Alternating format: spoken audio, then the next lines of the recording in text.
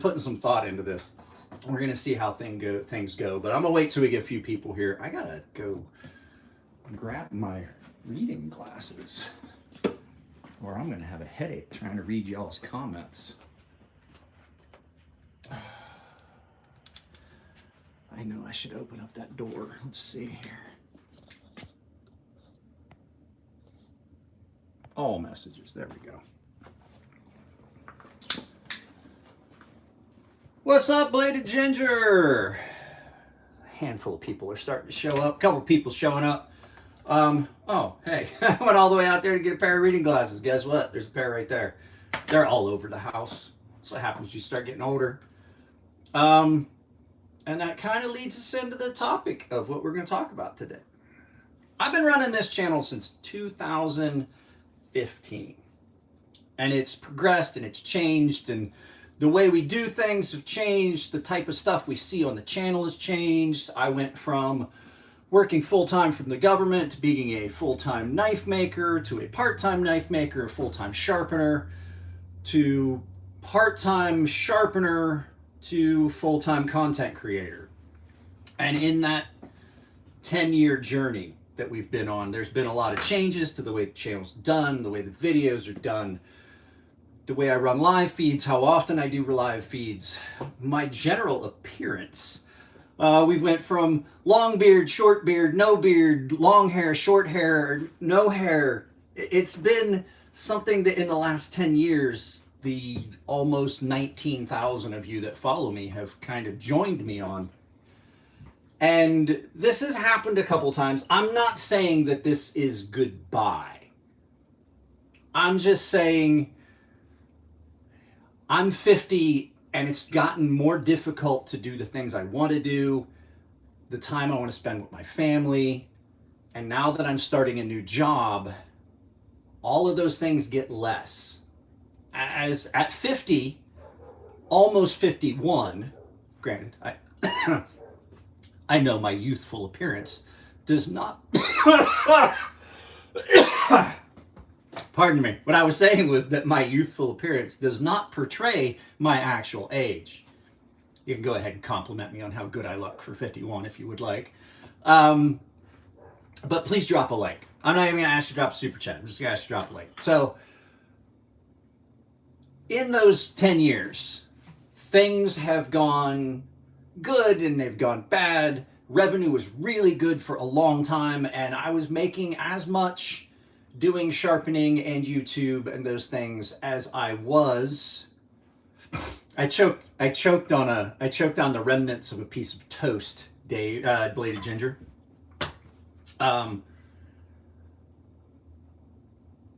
It just gets harder and harder and harder to come up with ideas for videos and spend that time, like literally. So people don't see how many hours. Like I was explaining to somebody here the other day. It takes. I filmed that video about Jared's knife, right? The one that you guys saw on President's Day, on the launch, right? I got up at 3:30 in the morning, and it took me an hour and a half to film. I think that video was less than 10 minutes. That video was about 6.5 minutes. Yeah, it was. It was about 6 minutes. It was a 6-minute video. It takes an hour and a half to film a 6-minute video. And for every, you figure for every, I would say 5 minutes of video, there's about an hour of editing.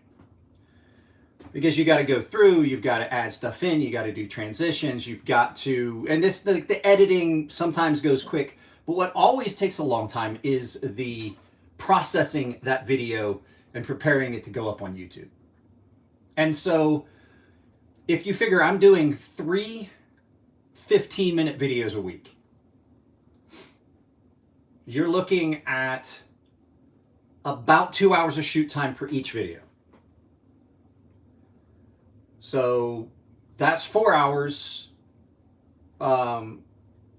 Hopefully, hopefully you used my link.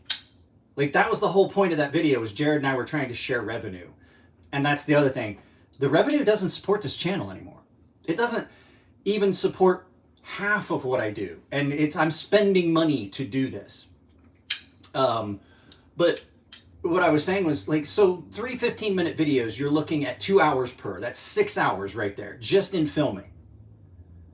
And you figure that for every, I want to say for every 5 to 6 minutes of content, there's at least an hour or more of editing. And that's if everything goes right. And so there's a lot of times that leads to having to correct things. So a video can easily go from being, which you guys see at the end, right? The little cuts. Sometimes there are multiple takes in between those cuts. I've had videos that literally take 3 to 4 hours to shoot and then shuffle through all the content, gigabytes and gigabytes and gigabytes. 4K, the videos that I filmed, that video that you guys saw about the XL Espada was a 74 gigabyte file once it was all compiled. The lives are probably what's going to go first. The lives, Stonehands, the lives don't make me a penny. They're like shorts. I don't make a fucking thing on these. Not a thing. I spend 2 hours twice a week for free because I don't make any revenue. That's why we always talk about, like, hey, use my affiliate links, drop a super chat, and people are like, oh, there goes the e-begging. The fact is, if you do a live feed and you don't get a super chat, you did it for free. I will spend 2 hours here and not make a penny. That's fine. I enjoy doing the live feeds, but the live feeds are probably going to be the first thing that goes because I'm only going to have 2 days to do all the stuff that I typically was doing that you see every week. The behind the scenes stuff, the scripting. There's about 60 hours worth of work every week. When you add in the 4 hours of live feeds, it's untenable. Live feeds will be the first thing to go because financially they're not viable. I have a job. Way to go, dickhead. Go in and get a job. This is a fucking job. I don't know if you know this. It's a fucking job. At one point, I was making more at this than I was at my other jobs. So, Ali Tooks, get a fucking brain. YouTube ain't a real job. I got news for you. I got a real job. I can't commit to YouTube. That's what I'm saying. Are you fucking retarded? Go find a channel with cartoons. That's probably more up your fucking alley. Goddamn fucking trolls. So, if I'm making money on this, it's a job. What I'm saying is, this no longer generates revenue. If a live feed, the first thing you do, like if a company is doing business and something they're doing doesn't make money, that's the first thing they stop doing, right? If a company is evaluating their income and they see that this is something we're doing this advertising. Have we made any money on it? Has this generated any sales? No. Stop fucking doing it. So the first thing to go will be live feeds, because 2 days a week on my days off. Tell Metal Complex that? Great for Metal Complex. I'm fucking happy for him. I really am. I'm not Metal Complex Ghost Keeper. Go watch his channel. I'm not here to goad your ego and rub on you and tell you, oh no, it's okay. Da, da, da. I don't fucking care. The people that are here that actually like my content aren't you. So fucking go. I'm leaving for a while. I start a new job next week. I have training this week. I will have 2 days a week to do all the things. Right? I will have 2 days a week to do all the things that you see that typically run me about 40 to 60 hours a week to generate the 3 videos, edit things into shorts, edit videos, green screen, audio editing, all those things. So something has to give. I can't do it. At 51 years old, I can't have 2 full-time jobs. I just can't do it. KATSU Design should be coming soon. Sharp, did you use this affiliate link when you did it? Because that's how channels generate revenue. Like I said, I'm trying to, there we go. I'm trying to get this straight. Here we go. Oh, I thought you said it's not a real, I didn't have my reading glasses on. Ghost Keeper, sorry, I didn't have my reading glasses on. I might have missed it. But it's frustrating because I love doing this. Here's the caveat to that. I love doing this. I've done this for 10 years and the channel has progressed. I use professional editing equipment. I have a green screen. I'm able to do multi-angle shots. I have multiple cameras. I have multiple AV equipment. I have multiple tripods and all that shit.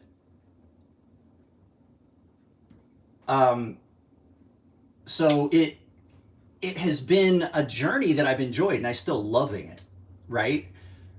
But the fact is, just like a business, when you look at your life, if you're doing something that's not providing a positive benefit, unless it's, you know, outside of just an outlet for me to do the things I want. No, and I don't have a brand. I was a custom knife maker. KATSU Knives, fucking trash. KATSU Knives, the worst kitchen knives you can buy. You know what it is? KATSU is an MLM. It's one of those almost pyramid things like, oh, we'll get you and then you get enough people working for you. It's an MLM. It's a multi-level marketing and it's bullshit and their knives are garbage. The handles are really comfortable and I've made handles. I've taken pictures of their knives and used their knives to design handles for my knives. No, they're not. If you think KATSU knife, not trying to disparage you as a consumer and things like that. If you think KATSU knives are good, then you've not had a good kitchen knife.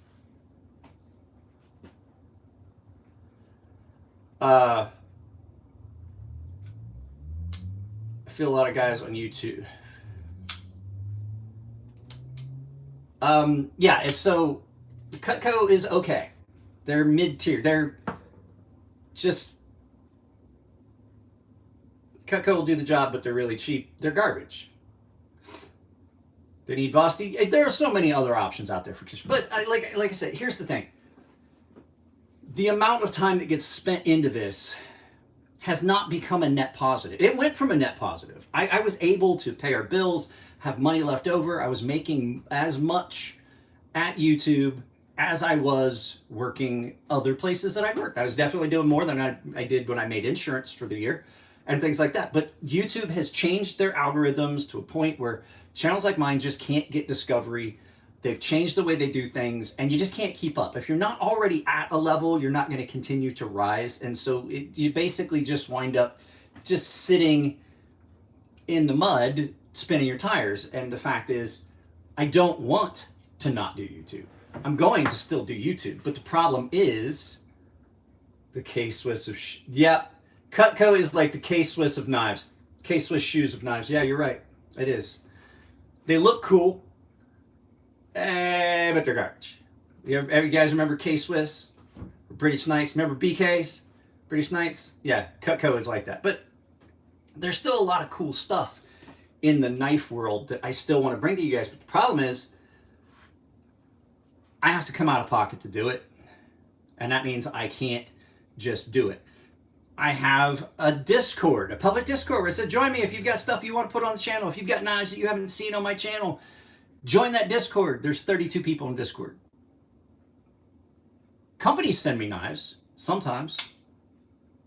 This didn't come from the company, right? No one uses that Discord. I'm going to take it out of the comments section of my video.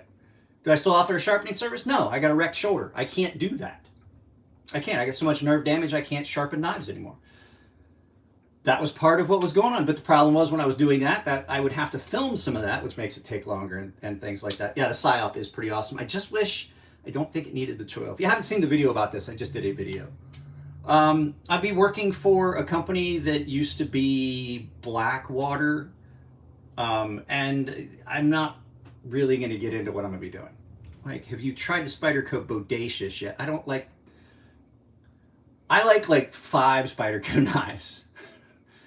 Right? I like about 5 Spyderco designs. I like the PM2. I like the military 2. I like the police. I like the Endura, and I like the, I guess the Delic is okay. Everything else, I think they're just too, they go beyond, like I can get past the ugly on most of their knives, but I can't get past the ugly on the rest of them. I can't get past the ugly on most of their knives, I should say. There's a few out there every once in a while that are okay, but most of their knives, we gotta get a check on this guy. Get a check on this guy. What are you doing?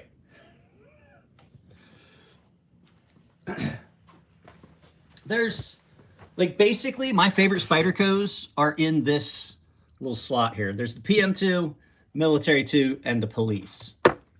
This is the OG Police, the Military, the PM2. They're, what are you doing? You're a horrible production assistant. They're just not great designs. And yeah, Peterbilt Knife Guy got it. They're pretty much, with some minor exceptions like the Native and things like that, they're pretty much the same design. But then when you get to the Native Chief, it's basically this. If you look at the Native Chief, tell me it's basically not a Military 2. I don't know anybody that sells scales for the Military 2. So, I mean, they start to get redundant. That's a big fancy word for saying when you do things the same way.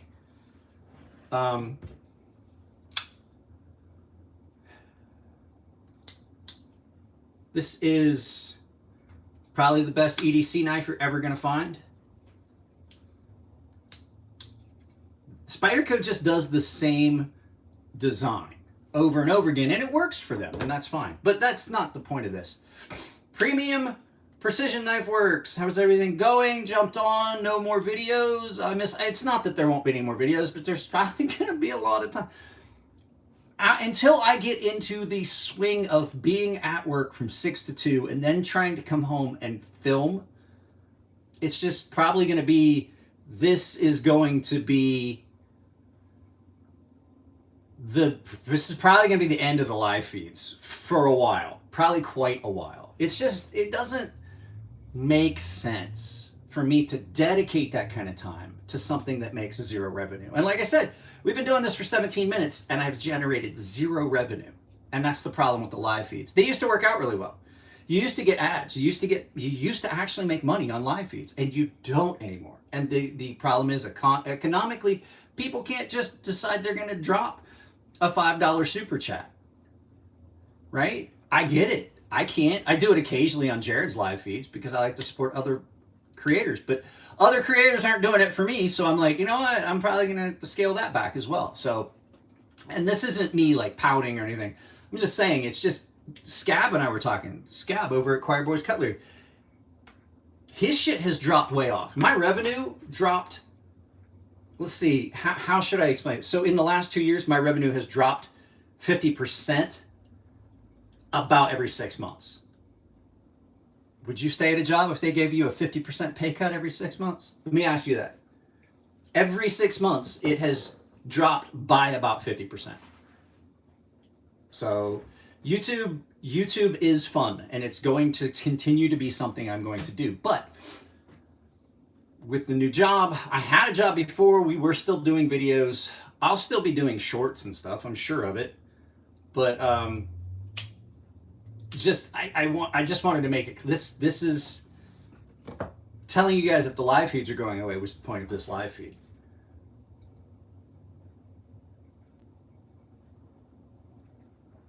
There we go. I made $2. I made $2 on this live feed. Thank you very much.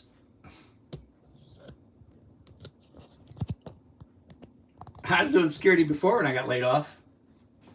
You can say it's a pretty good position, pretty stable profession, but it really isn't. It isn't.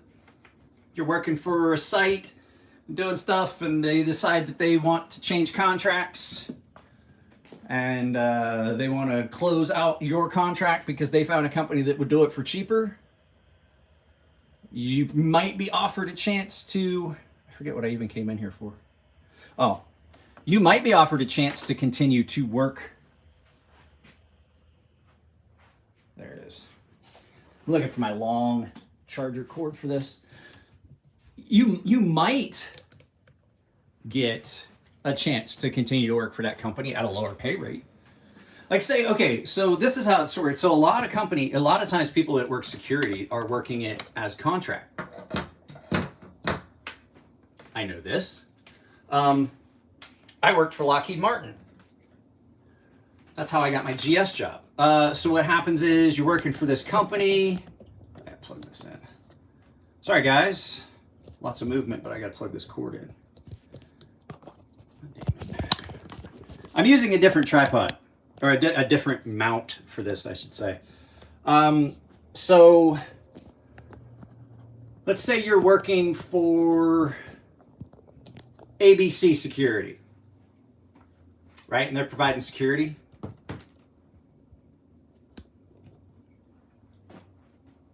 And you're getting paid $27 an hour. CBS Security comes in and said, we can cut your cost. We can cut your cost on your contract by $100,000 a year. That site is going to be, okay, we're up for contract. We'll take you. Guess where that cut goes? Well, if you get offered a chance to stay in your position and be like, hey, guess what? We took over the contract, but we don't want to have to hire for this, so we'll let you keep your job. However, instead of 27, you're going to make 23. That's how companies get contracts. That company's not going to make less money. You are. That company's going to pick up that contract. They're going to make the same amount of money for the company that the company you worked for did, but they're going to take it out of your pay. It's just how it works.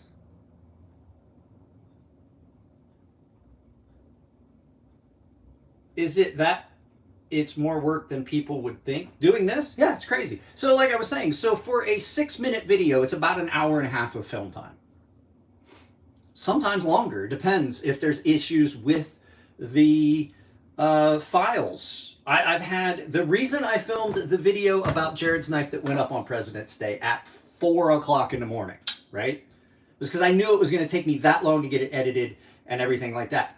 But that's because I filmed that video the day before, and in the edit, it was found that there was corrupted areas of the video files, which means you can't edit it. You can't use it. It won't upload to YouTube properly, and it's gonna have a lot of problems. And so there was dropped frames and things like that. So that meant at 8:30 or 9 o'clock that night, after I had tried everything I could to salvage what I had spent the entire day filming, I had to scrap it and start all over again the next day. There's times where I will film for 6 or 7 hours and not be able to use any of it. That's where the time-consuming part of it comes from. So when you guys see that there are channels like Scab's like, I don't edit anything, I just put it up. That's not how I want my channel to be. That's great. Peterbilt Knife Guy, he has his way of, like he said, half-ass in his videos. That's great. That's fine for them.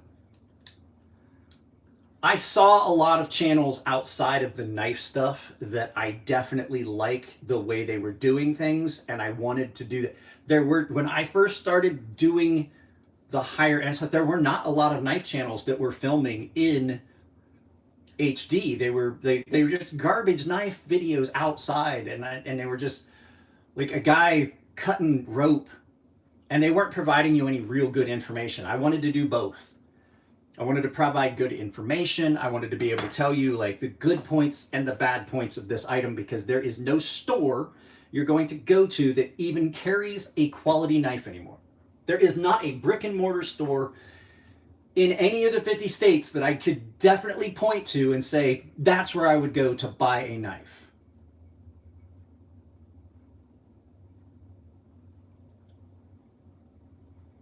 So what happens? I was able to get companies to start sending me things, right? Like this. They didn't send me this one, but I don't have, there it is. I get companies start sending me things like this. Really, really good knife, right? So I was able to get things in and take a look at it and say, hey, this is a new knife. It just came out from a company. These are the things that I see that are wrong with it. There's a sharp spot here. There's this and that, right? I'm just saying, I can't think of a place. San Ledrano, California. How far is that from San Diego? You know what I'm saying? There are a few.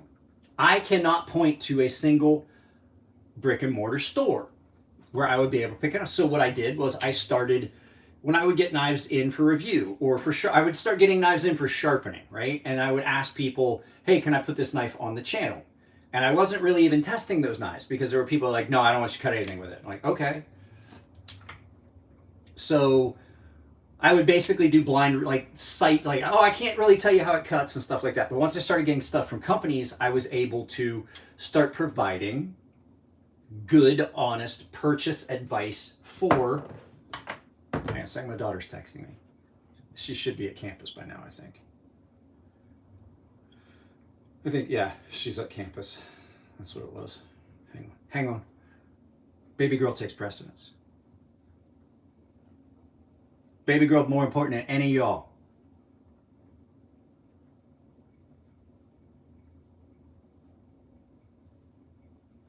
Okay, there we go. Sorry.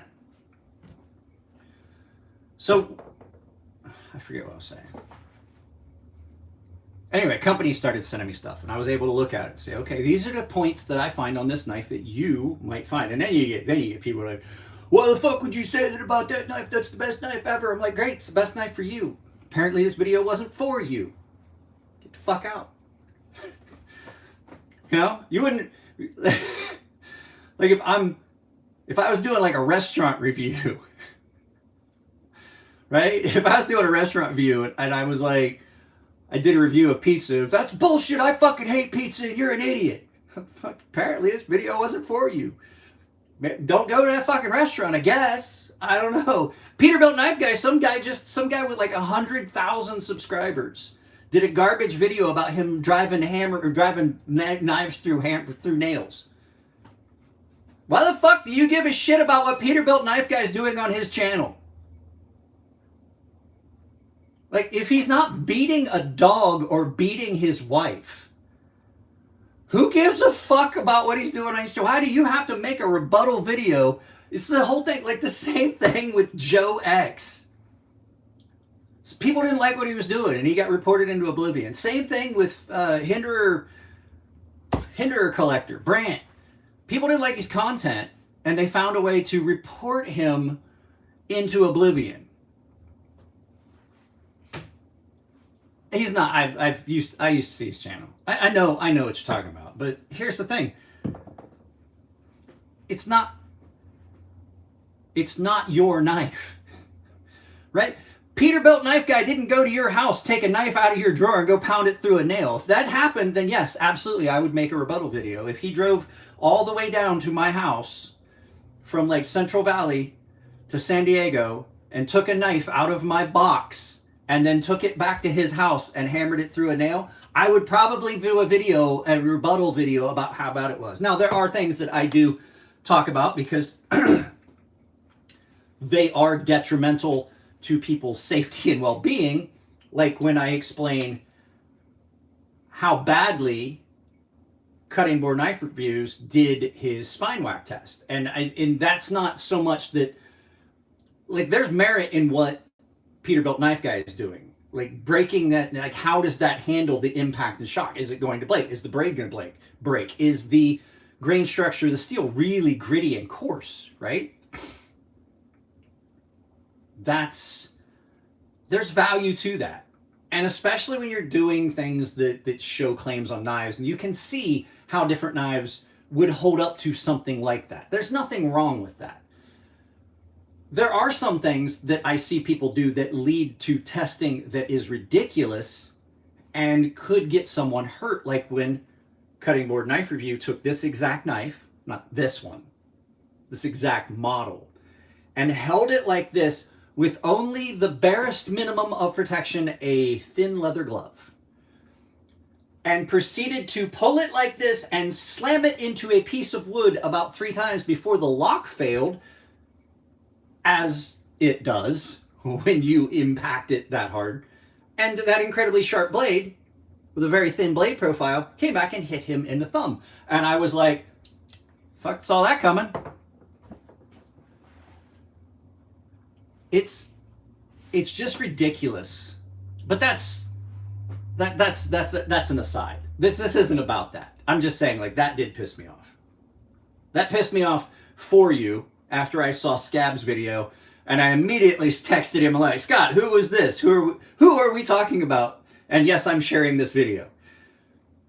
And so I went and I was like, oh, and that was my exact spot. I think, oh, that guy. Okay. I'm gonna here. This isn't. It's not. I'm not trying to continue on that vein about. But there's a video that went out from a guy about Peterbilt knife guy driving knives through nails, and this guy has a channel of, what was it, 124 or 164,000 subscribers, and his videos don't even get the traction that much smaller channels do. Like that, I'm like, okay, I'm sure he has some videos that have performed really well. It's just, you know, Shredder Knife Reviews got reported off of YouTube as well. Father teaching his son life skills, and people went crazy. People are snowflakes and ignorant, entitled pricks. I agree. You see a lot of trolls on here, and I usually just block them. But that wasn't. So at any rate, like I said, the channel was originally supposed to be for me to provide you real life insights into a knife. They might not be insights that you like. They might not be the knife you want to see. And I might say something about a knife you love that you might not like. The problem is when I would do that, people would get upset. And so there was a period of time where I shut the channel down because it just got hateful. But at any rate, that was the purpose of the channel. Like, is this knife these are the things that I find in this knife. There's sharp spots here. The pocket clip isn't the most comfortable. It likes to walk around in pocket. It catches in and out of pocket. Things like that. Just little things that may or may not affect how you look at that knife. There's some people that get really upset about it. Like I don't like, see how that cutout's on the inside? I don't like the cutout being on the outside. At any rate, that's what the channel is for. But now, here we are 10 years later, and running multiple videos a week, it becomes difficult. Now, see, now I got myself so upset. I honestly have to do this. We've got to go do this. I have to go get. Holy crap! That got me all wound up. I'm an excitable dude. I got a fucking Alka-Seltzer. I got myself so wound up. I got indigestion. Do some plop plop fizz fizz. But you know, it takes so much time to do. It takes so much time to do the things that are required to run a channel. It's not just standing in front of a camera and filming, which is very time consuming. It certainly is. There's a thing a lot of content creators tell you. It takes, for about every 5 minutes, of content, it takes about an hour behind the camera. And it's true, especially if you're doing multiple, like when you guys see a video, which you guys don't see, and this is why it's so time consuming. I can't remember if Dave's ever been here when I was filming or editing, but you see the stuff, when you see a cut, so you'll see the intro, but what you don't see is that I fucked that up like 7 times. So that first 30 seconds, the first 20 seconds of that video usually takes about 30 to 40 minutes to film. Because I don't script the intro and the outro.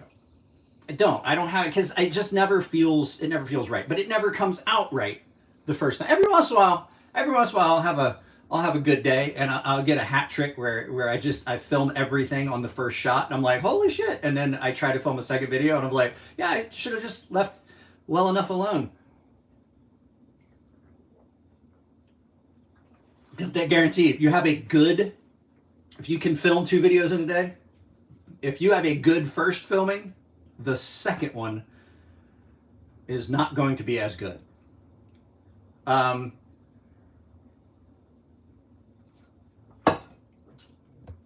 Tripod we're using right now. about $90. $400 action cam, $1,000 laptop. That's not part of that. $1,000 laptop, $500 software, $600 wireless microphone system, multiple light stands, lights, tripods. There's literally thousands of dollars worth of equipment. That's, oh, more audio, video equipment over here. You know, there's just so much that gets tied into it. But like I said, the time that you have to spend for it to come out good, right? If I just didn't, and I'm not gone forever, there's still going to be videos, but the time constraints, and like I said, my daughter's in college, and people are like, oh, you're just jumping on the whole thing that Demolition Ranch did, and I'm like, no, financially I can't keep doing it the way I'm doing it. Time constraint wise, I can't keep doing it the way I'm doing it. And like I said, I'm 51. I can't keep devoting the late nights and all that stuff. The tension of thousands into knives and tens of thousands. Yeah, literally.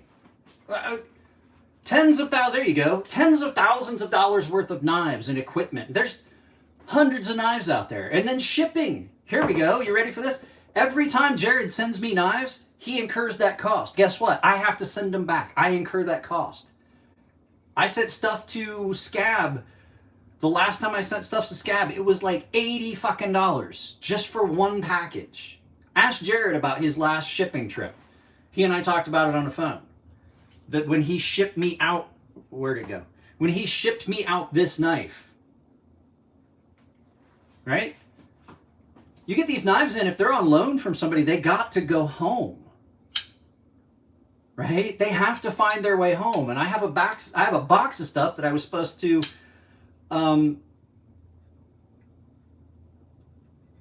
there's a box of stuff that was supposed to go back to Jared a couple weeks ago, and he's in the same thing. He had a box of stuff he was going to send me for review that he hasn't gotten around to yet. Because if you leave to go do shipping, who's going to be there? See that? Who's going to be there in front of that green curtain to do the filming? And if there's no one there doing that, who's going to be at that computer I showed you to do the editing? For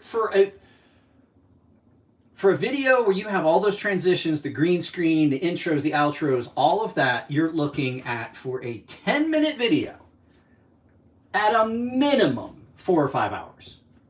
At a minimum 4 or 5 hours, right? Not counting reshoots, not counting editing errors, not counting things that you have to go back and refilm. That's just if everything goes almost perfect. That's just the editing, right? Do you know how long it takes to take that video after edit and then render it? About an hour and a half to 2 hours. And then you have the upload time. When you're editing and you're doing the editing and all that stuff, you can't film. And you have to keep an eye on the upload to make sure there wasn't an error in the upload. Because the worst thing is setting everything up. Oh, you upload it. You walk away from your laptop, or you walk away from your computer, or you walk out of your office to go back to filming. And you come back 2.5 hours later and there was an upload error and nothing. Now you have to start all over and you got to babysit the edit. It works out if it's your hobby already and you're spending the money either way. Yeah, Jared, I mean, it is and it isn't. I can't. Hey, guess what? Fuck off. Like I said, probably not the channel for you. If you had to choose one, I wouldn't choose an M16 from... I don't like CRKT knives. At this point in my knife journey, CRKT isn't even on my radar. They're like husky. and some of the other like the Milwaukee Fastback, like they're like trash. It's like, if that's the knife you love, that's fine. I'm just saying they're not like, I would not go back to carrying a CRKT or Kershaw. You want to see why I won't carry a Kershaw? Check this out. This is, remember I did a video, you guys gotta see this. The quality of Kershaw is just fucking trash. It is hot trash and has been for a while. I gotta get the right light for this to show you. So I got this knife and I said in the video that the blasted finish was the worst finish to put on this metal, on this steel, because this is D2 steel. I've done nothing with that. It just was sitting on my workbench. That's what a blasted finish, that's why you don't put a blasted finish on a D2 blade. That's why you don't do it. You know why? Because it opens up the steel. Like, you want something that's a little bit smoother. Right? I didn't do anything to that. It literally has sat there since I did the video and threw it because I got mad at it because it's such trash, and I tossed it off to the side of my filming station, where it has sat since just after New Year's.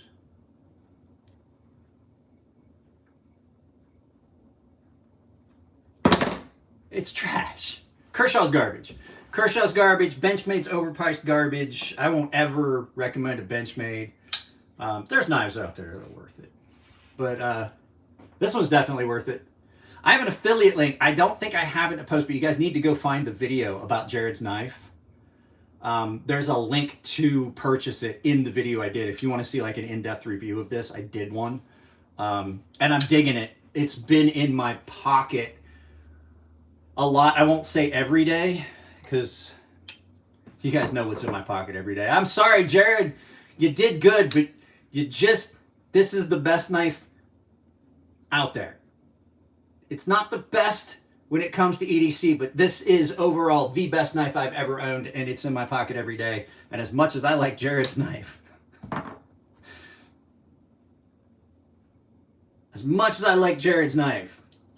this, you just can't beat this one. Guys, if you're here, please drop a like. Okay, so that rants over, and I'll answer questions if you guys want. We can just hang out. We'll do this. It's been 40 minutes of me just kind of letting it out. And I'm not blaming. This has nothing to do with blaming. Like, I don't get the viewership. If you guys choose to watch my videos, choose to watch them. That's fine. If you don't choose to watch my videos, that's fine. I get upset when people come in the videos and then become, they come into the comments and they talk about this. This is one of the things that does drive me nuts about YouTube. Like I was saying, so I do a video about this knife, right? Spyderco fans are the worst. And that's why I grabbed a Spyderco. I do a video about this knife, and I'm like, hey, this is a great knife. Overall, this and that and this and that. And I mention a couple little things. Like, you don't fucking know what you're talking about. And I'm like, brother, stop white knighting. That company does not give a fuck about you.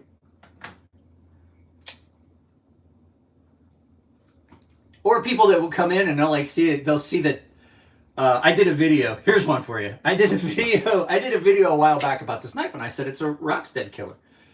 And I specifically said that it is very similar, and I've handled a lot of Rocksteads. I've handled several. As a matter of fact, I've sharpened several Higo 2s, which is a daunting task for you to sharpen someone's mirror polished $1,600 knife, right? And I've done it. And I did a video, and I said that I think that this is better. It's a Rockstead killer. The guy's, yo, you have no idea what you're talking about, the quality, da da da da da. And I was like, obviously, you didn't watch the video, because I specifically say in the video that while this knife is nowhere near the level of fit and finish that you're going to get on an actual Rockstead, you've got steel at the same... I already fed the dog. And I already took my antibiotics. You don't have near the fit and finish. This is an amazing knife. Is it at the same level of production as a Higo 2 coming out of Rockstead? No. But you do have titanium. You do have carbon fiber. You know what the Higo 2 doesn't have? It has a pocket clip. Higo 2 does not. And you've got a 67 Rockwell ZDP blade. We don't talk about fucking politics. We don't talk about religion. And so we're just going to take that down. So you have a 67 Rockwell ZDP 189 blade that's done in a full convex, just like you would get on a Higo. And guess what? This is $300, and I use the fuck out of this. You know what I would never do with a mirror polished DLC Higo 2 and ZDP 189? I would never cut a fucking thing with it. I wouldn't do a goddamn thing with it. You know why? Because the second you scratch it, that's the first thing you're gonna see. You ever had a brand new car? Because I have. My Volkswagen that I bought was brand new. No one had ever driven it but me. Third weekend we own it, somebody backed into it and bent the back bumper. Now I did get it. I get the tailgate fixed that got dented, but that back bumper still has a crack in it. You know why? Because the insurance company was like, we won't cover that. It's cosmetic only. It's not damaged. The tailgate, however, for the hatchback did get damaged. They replaced the entire thing. That is the only thing I saw on that car for the next year, was that one spot on my brand new car that was scratched. If you have a $1,600 mirror polished blade on a knife and you cut a piece of cardboard and you scratch it, that's the only fucking thing you're gonna see for the next several years. And eventually you'll be like, okay, fuck it, I'll sell it. And then you have to sell it at a reduced rate because now it's scratched, and that's not what anybody wants because it's not all pretty anymore.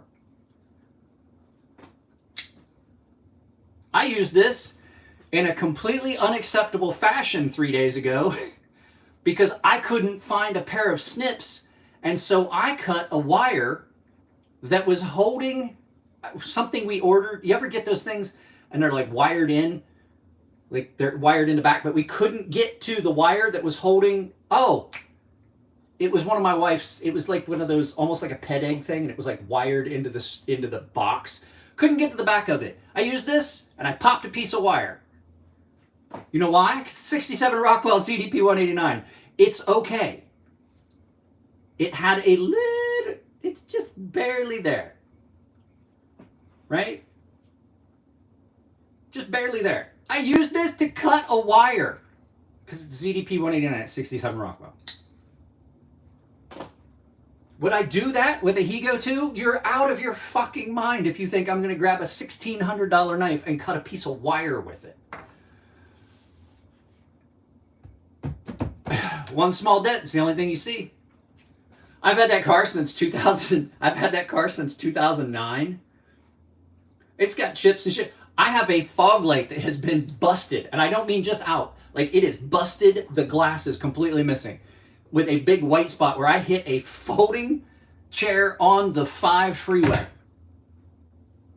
at highway speed. I haven't even fixed it. There's just a white line on my front bumper. I just got my front headlight fixed because the new job starts and I have to be on the road to be there by 6, which means I have to leave here at around 5. It's gonna be dark. You need both headlights. So, you know, sharpening angle is actually bigger than HRC in my opinion. Depends. I'm gonna tell you right now, that's not necessarily true. There's a lot of things that come into play. You know what? Dash Cam California. Do you have a dash cam channel? Or is that just because, like, did you have a dash cam channel? I don't know. Just asking. So there are, oh, I put it away. Damn it. All right, here we go. A lot of things at play. Jared and I have talked about this multiple times over the years. So the problem you have with what you're saying. Also, you have to take into account blade stock thickness. This has fairly, I tried to thin this out because this is that piece of shit Benchmade 940 with the ultra thick behind the edge thickness. Like, this is the fucking worst knife I own. These things are $300 and this is the worst fucking knife I own. I would take a Boker. I would take that M-Tech. I'm not gonna lie. I would take that garbage M-Tech that somebody sent me over this. This has not been in my pocket in 4 years. It is I throw it. Like, if this is out and something goes wrong when I'm filming, I throw it over my shoulder because I'm mad. This thing has gotten thrown on the concrete floor of my studio about as many times as I could count. I don't think I could count how many times I've thrown this. And then I go looking for it because I use it for size comparison. It's the only thing I use this knife for. It's a piece of shit. It is a $300 fucking turd, as are all Benchmades.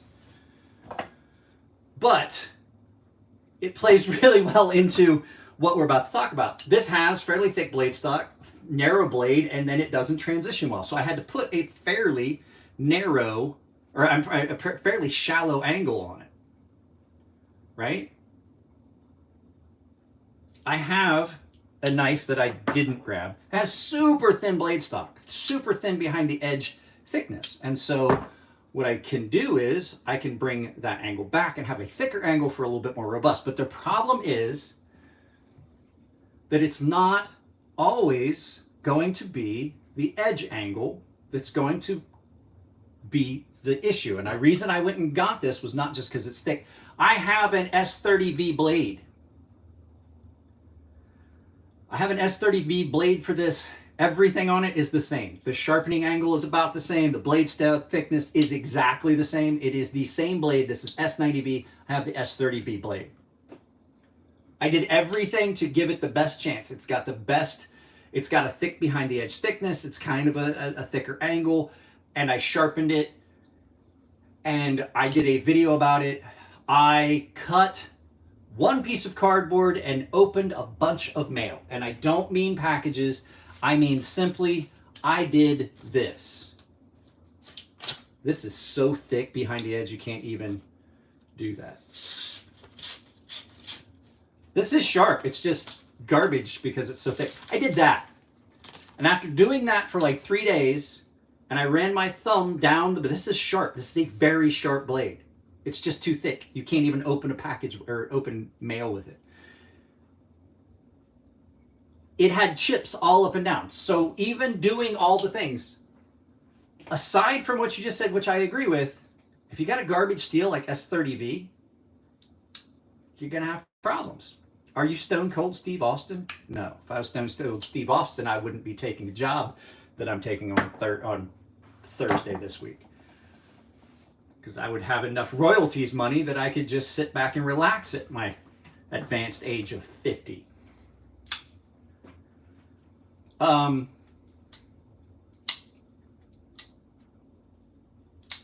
So yeah, what I was saying is, like, back to the point of this. Live feeds are going away. So let's just enjoy and have fun with this one. I absolutely forgot what I was getting ready to say. Been hitting the head a lot. Been hitting the head a lot throughout my years. I will say that is the fun thing about a Spyderco, with the way that they're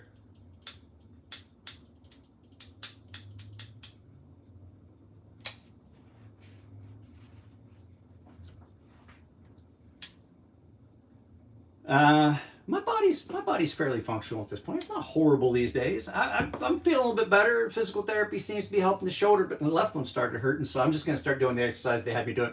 I don't think I'm going to keep going to physical therapy. I'm like, I've got everything I need to do the exercises that they showed me for my left shoulder. I'll just do it here. I'm not going back to physical therapy. Spidey Flick is fun. Main reason I bought my first. But here's the thing: Spidey Flick Spidey's not the only ones that flick like that. I don't even know if they were the first ones. I do have to say, though. Spidey flick is fun. There are not many. Did you hear about Purvis blades yet? Not quite.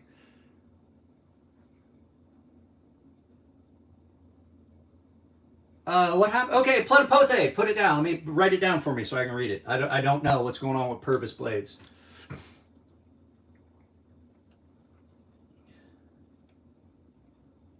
I don't know. Here's the thing. I've never even gotten to handle any of the Purvis blade knives. I'm going to tell you, and this is not Purvis. I don't think I've ever talked to anybody at Purvis Knives. There's a lot of garbage people in the knife industry. There's a lot of people. I'm not going to name any names other than the ones I typically do, which are the only one I really can think of, Jake Hoback, right? Because he's just a piece of shit. Because he lied to everyone and then never really apologized and blamed it on his vendors when he knew that he was selling his knives as American made, knowing that they weren't, because that's just and Rick Hinderer and a couple of the others. But there are a lot of garbage people in the knife industry, and this is the one that is. There's a lot of times you don't see stuff on the channel unless it comes in. Now I'm not saying that this company is, because this absolutely is not the case. Where did I put it? I literally had, there it is. So Vosteed Knives, this didn't come from Vosteed Knives, but Vosteed Knives have been great. But there's a lot of companies out there. They previously had a pre-order for their final knife, but canceled it due to poor turnout. Huh. Did not know that. Vosteed sends me stuff all the time, and they're really cool to work with. There's a lot of companies like that. The guys over at KATSU, they're making my knife. However,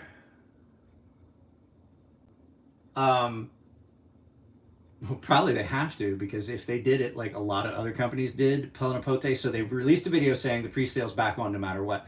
What probably happened was they took a bunch of money from people and had already spent it and realized that they couldn't refund the people, because even if you tell people it's a non-refundable deposit, they're going to complain until you give them their money back. So what probably happened was they realized, we've already spent all this money, we can't refund people their deposit, and so now we have to make the knives, we have to do the pre-order.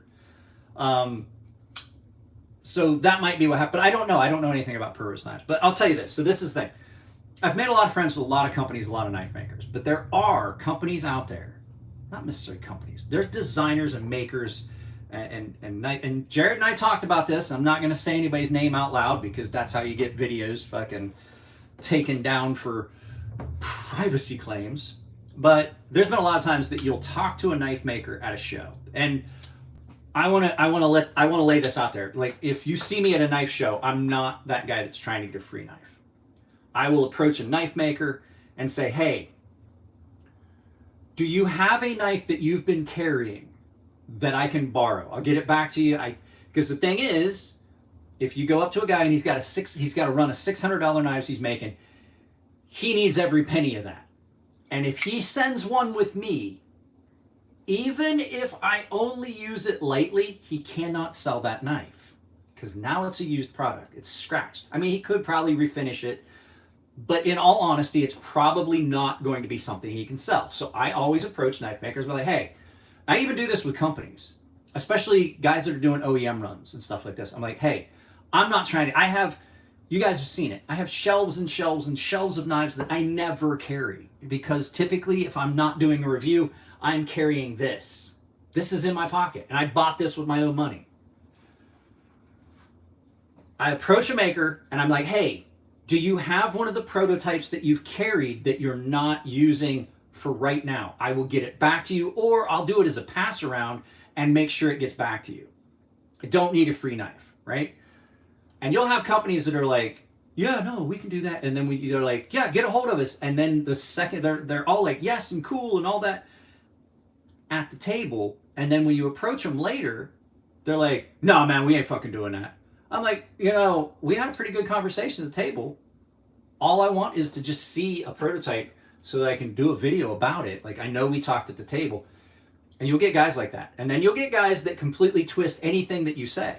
I was at a knife show, and I approached the knife maker, and I said, hey, do you have any of the prototypes for the production run of this knife that I could borrow on loan? Right?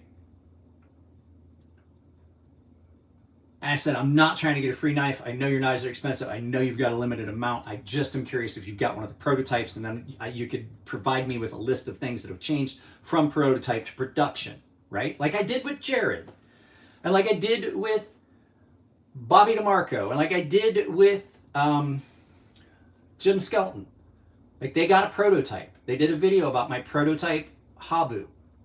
And I laid him out a list of what changed, and I got the knife back, which is all I'm trying to do. And I had a guy that I did this to at a knife show. And I said, hey, you know, this is just all I'm trying to do. I want to be able to, speaking of which, I don't have my Habu out here. We should probably have that so we can talk about that. That's all I'm trying to do. I want to be able to do a video about the knife so I can kind of get the publicity out there. I can generate the content, and then you get your knife back. So I told this guy this, and he was like, yeah, I don't know. We'll have to talk about that. Hit me up offline. You've got my here's my Instagram. Send me a DM, right? And I walked away. I was like, okay, cool. I walk away, and I have two other knife makers come up and go, hey, bro, this guy is going around telling people that you're going around trying to get a free fucking $600 knife out of him. And I was like, and the guy was like, I know. And then I will tell you, somebody that came up as Jason Gray was like, hey man, I went and told that guy he's a piece of shit because I know that you didn't say that. And I was like, well, thanks, John Gray. Not Jason Gray, John Gray. I was like, thanks, John. John is a great dude. Like, if you've never followed John Gray Knives, great dude. But so this guy apparently goes up to John and he goes, hey, this fucking dude over here with the camera, like he's trying to get a free $600 fucking knife. And John was like, that's not what he does. I think you're full of shit. So there are really great dudes. The Touch Knives guys, those guys are great. There's so many really great. Tim Reeve over at Reeves Knives.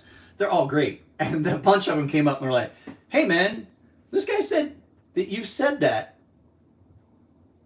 And I was like, yeah, no, that's not what I said. And he goes, I didn't think so. He's like, but I'll go make sure that I go around and tell everybody that that's not what you said. I'm like, yeah, I told him what it is. I was like, just wanted to get a prototype on loan. So if you're a knife maker, knife designer, and you are out there watching this right now, hey, what's up? NJ, nothing. I start a new job, and this is probably one of the last live feeds because in the last hour I've made $2. They're just not financially viable, and the amount of time that I dedicate to it versus the amount of time it takes for filming and editing and keeping videos up on the channel and shorts and channel management and all those things, and dealing with companies to get stuff in. It's untenable. And now I've got this knife design releasing, and there's contract negotiations and things that go into that. I've been dealing with that because we're still in the prototype phase. We're under an interim contract, and so the final contract will be coming in the next few days. As a matter of fact, I should check my email. Sorry, I had to get the dog poop bags out of my car, or out of my pocket. So that's the only way. The only way I could do OnlyFans would be if it would for hey, Keen Custom Tools. I don't have my bell, bro. I put the bell away. I am starting to pack up stuff in the studio because I'll explain that in a second. I usually ring a bell, but 10 bones from Keen's Custom Tools. Thank you much, mate. Thanks, brother. I appreciate it. There's a lot that goes into this, and getting stuff going and stuff like that. So I don't know. Once I get into the swing of things with the job, I'm going to work 6 to 2 Monday through. No, I'm sorry. I'm off Mondays, Tuesdays. So I work Sunday through Wednesday, 6 to 2. there's a good chance I'm going to do live feeds after work. Once I get into the rhythm of it and get into the sleep state, because I have to, for me to get to work at 6, I got to get up at 4:30. It's gonna take some time getting into that. That's not such a big deal. OnlyFans. Okay, so the only way I could make OnlyFans work is if I could lock, like if you were in a smart home and OnlyFans allowed me to take complete control of your smart home and lock you in a room and lock your computer on, and there was no way you could turn it off, and I would come out naked, and the more you donated, the more clothes I would put on. That's the only way I could make that work. I got laid off in August. The YouTube has been the other thing. And like I said, YouTube, let me back to the thing about the YouTube revenue so that you guys understand. I'm not complaining. I still make money on YouTube. So technically it's a job. But in the last 2 years, and this last one has been the worst. In the last 2 years, it just seems like every few months, my revenue decreases by 25 to 50%. And so now we're at a point where my YouTube revenue for a month would not pay for this. See what I'm saying? We were at a point where I was making more on YouTube than I was at my previous job. Right? Now we're at a point where I would have to have 2 months worth of income to buy this and a cheaper knife. If you guys know how much this is,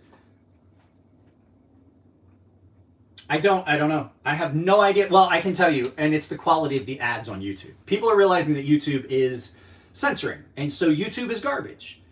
There are a lot of... I have a Rumble channel. I would like you guys to follow me on Rumble. I'm going to start doing some stuff.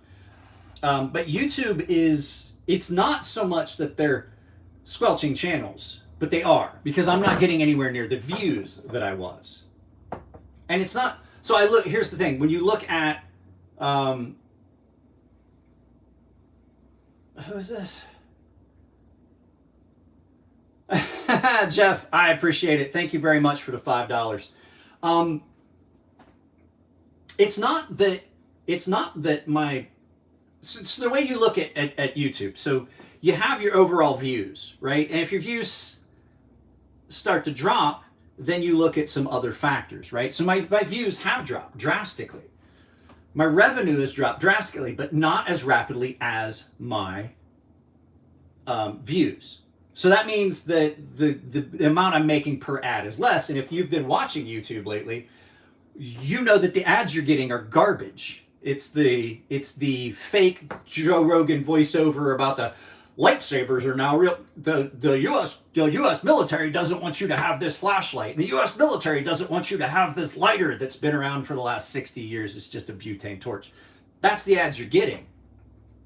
And that's because people aren't spending money on ads. Remember I told you that companies, just like me not doing live feeds because they're not financially viable, companies will cut out what's not making them money. Which is why there's been big changes in companies and how they approach the consumer base. If the advertising they're doing isn't making money, they're going to not do that advertising. And so YouTube ads have went to trash. The other thing that's at play here is my views have dropped fairly drastically as well. Well, I get into my, when you look at your, you know, how your stuff is listed, you know, your the trends and things like that. So you see your overview, which shows your views, and you see all of it, and you're like, oh, my click-through ratio is good, my view time is good, and my, you know, what's different? Why are my views down? And so when you look at it, what happens is you have this one where it is engagement and reach. And so my click-through ratio is right where it should be, right? But my views are down. Well, why? Because of the engagements, the impressions. That's how many times they showed your video. So when typically I would see like 40, 60, 80, 100,000 impressions, I'm seeing 5,000, 1,000, 9,000, right? my impressions are in half. So that means even though more people, even the same amount of people are clicking that because that video got shown to them and they're clicking it because they found it interesting, they're not showing it to anyone. What was the one that they came out with, everybody came out with, and they were like, well, freedom of speech is not freedom of reach. That's how they do it. And I don't know if it's intentional. I don't know if it's been a change in the algorithm. I don't know what has changed. I just know that it doesn't make sense for me to spend that much time. What the hell is going on here? How do I... It says here, can you guys drop a chat? Let me know this is still working because my chat looks weird. Okay, thank you. I forget where I was going. It says here, let's celebrate their 5th super chat on a stream. It says click here, and all it does is allow me to, it allows me to just report the post. That is fucking weird. So, hopefully, let me check my email. Let me check my email and make sure I did not get anything from Bruce over at KATSU Knives.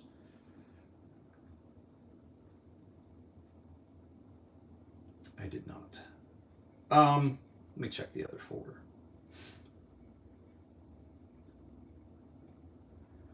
Nope. Was this? What do I mean? What?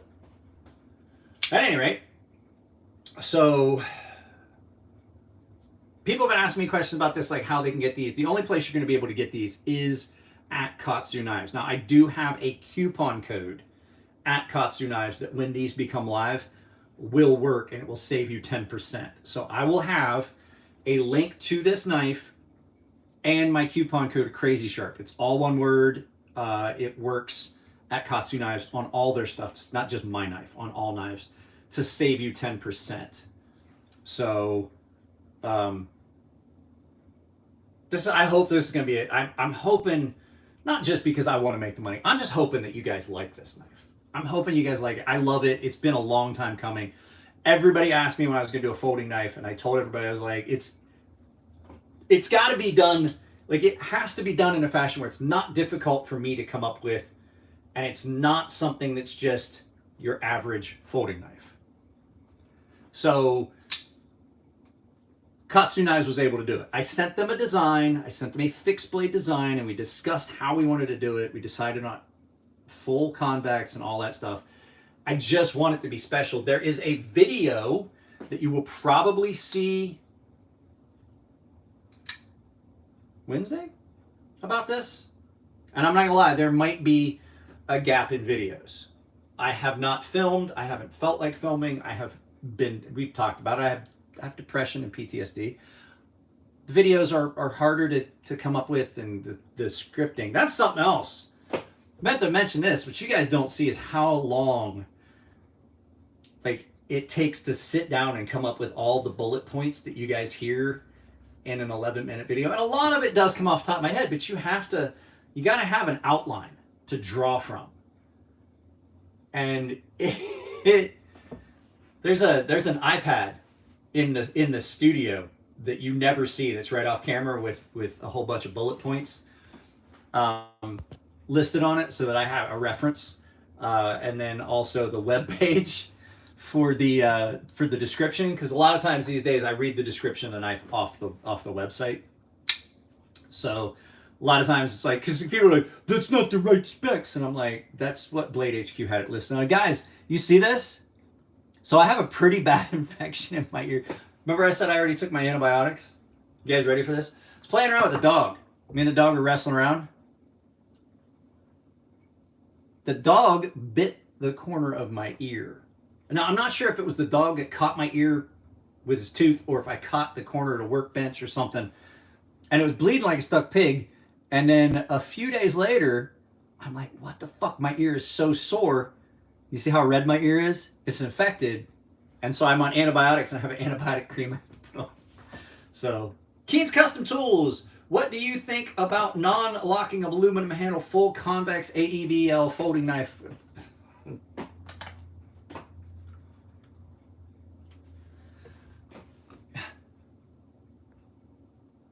What do you think about a non-locking aluminum handle full convex AEBL folding knife?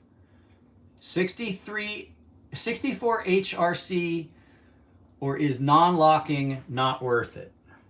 I mean, I don't know. I don't know. Like, you're asking me a question about something that is so far out of my wheelhouse. I say that. You know, as I'm saying that, I say that, but, however, comma, and I need to put this in do not disturb because I'm about to get a phone call because they always follow that up with a text, and I don't really want to fucking talk to them today. I say that that's outside of my wheelhouse. However, what you just described,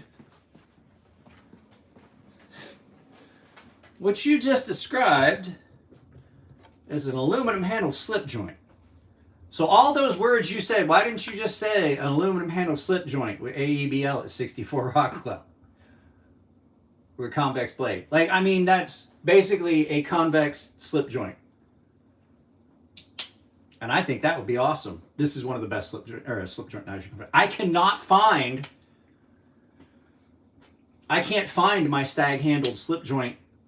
Let's go look for it again. Now I'm frustrated. Cutting your ear is nasty work. It is, and the fact is, like, if you can see how red it is, it's not the ear itself that is the problem. It's the fact that I can't find my Sweetwater Creek Senator, the stag handled slip joint of mine. And I've been looking for it for a while. There it is. There it is. I'm just an idiot. These are two of the best slip joints you're going to find.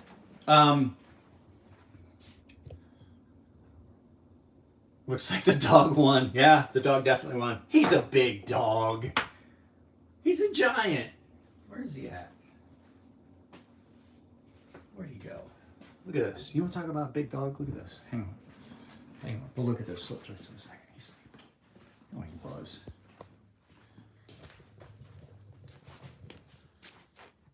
Look at that.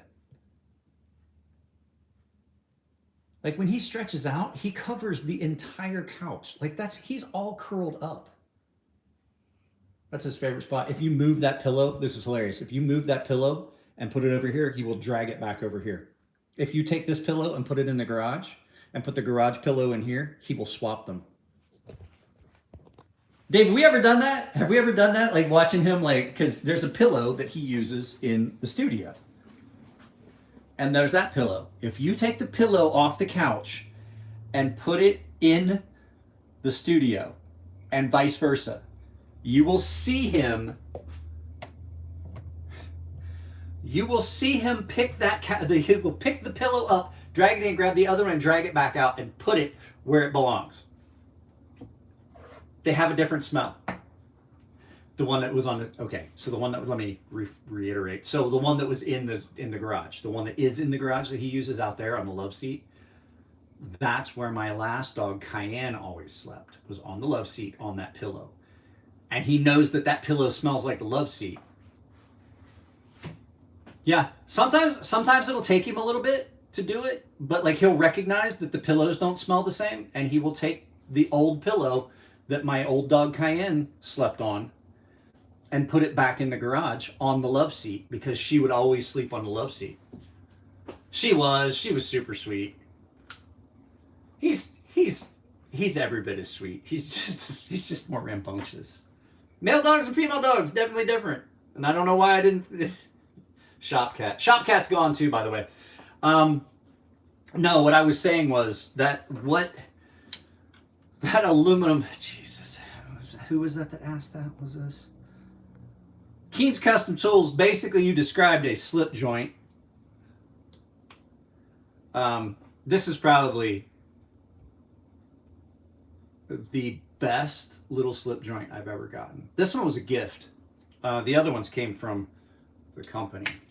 No, well, this one didn't. This one came from Scab. This one's a little bit more robust. You can do a lot more stuff with this. This one has a different feel in hand. Really good slip joint. I just think this one's better because it's a slimmer profile. It's a slimmer profile, but it also has a thicker handle. And that pinch point just really allows you to do a bunch of stuff. Plus you get that nice thin blade on that. So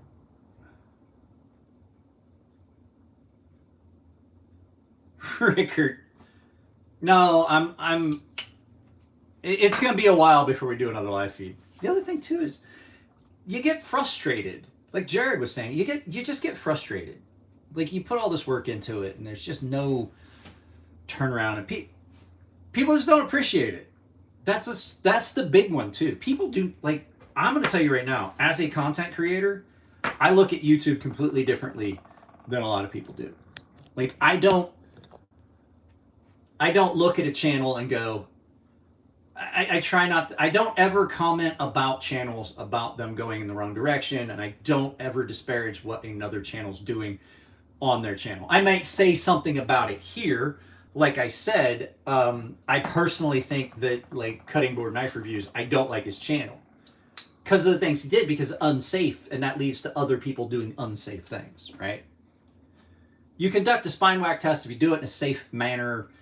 Like, I will argue that it's not a good test, but I'm not going to say you're stupid if that's how you want to do your channel. I don't agree with how Joe X does his tests. I don't say that Joe X is stupid. I just say his content isn't for me. If you're doing something that's stupid, that is generating the chance that somebody else is going to do the same thing and injure themselves, then yes, I will call that out as stupid. I'm sure that Cutting Board Knife Reviews probably has at least 1 or 2 videos out there that I would find gravitating. But what I look at now when I see a channel is the work that went into it. Like when you watch these channels that are super highly edited and do all this stuff and do the research and the scripting, if you've never done it, you have no idea. Like I look at it and I go, God, that's a lot of work. Like that is a ton of work. There's guys that have got these scripts that they do that are these long videos that I know take multiple days to shoot. Multiple days to shoot, and if you're taking multiple days to shoot, you're doing multiple days to edit. I did a 14-minute video with 2 cameras, multiple camera angles.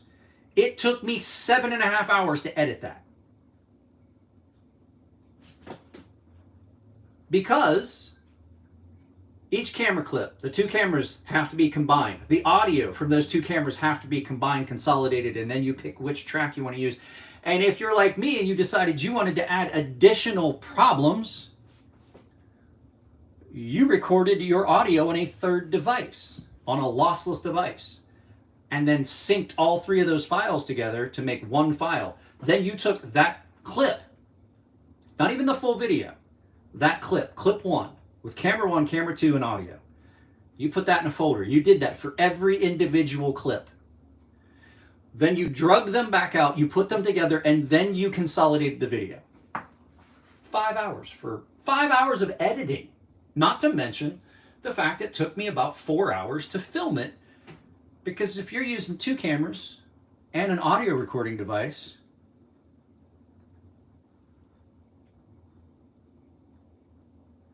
it's not easy. A lot of things can go wrong. You might forget to turn on one device. You might have one device that just didn't record. You might have did what I did and not swap batteries on your secondary camera and the battery died in the middle of a segment. You may not have enough storage. And so now you come back and it says recording stopped due to lack of storage, and you're like, now I got to go in the house and I got to drop all those folders and all those files, and I got to make the files, and I got to separate them because camera 1, camera 2, so you got to have a file. It's a time-consuming thing. So next time you're watching a YouTube video,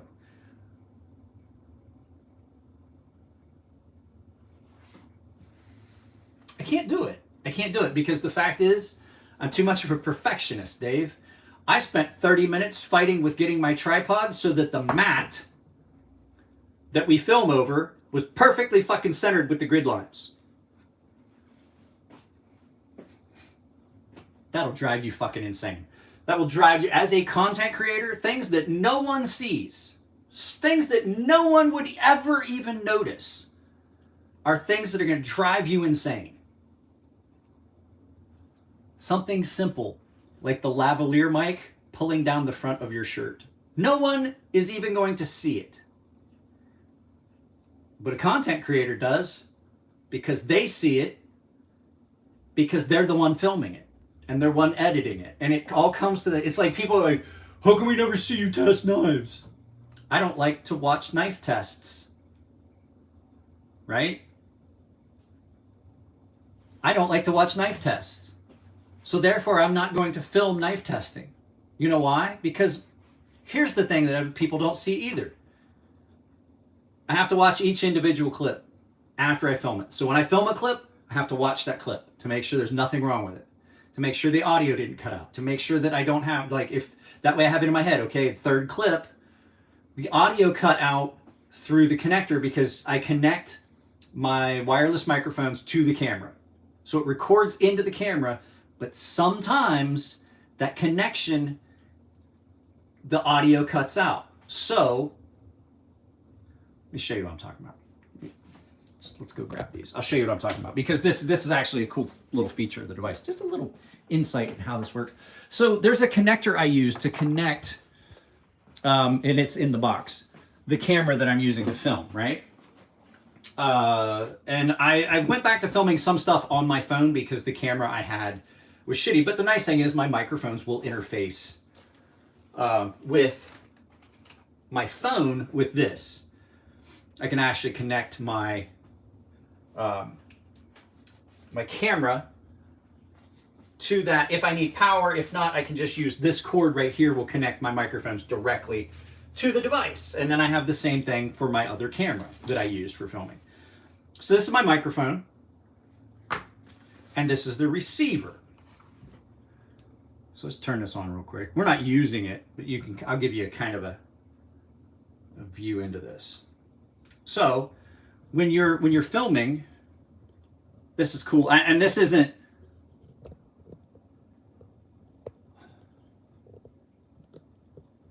hey, my videos are filmed in 4K. Find a different channel to fucking troll. So there's the receiver. So the microphone's on, you can see. So I put this in a place where I can see what my audio levels are and make sure that it's still going. But the cool thing about this system is, if you watch right here, I'm recording the audio now. So that allows me to have that. So that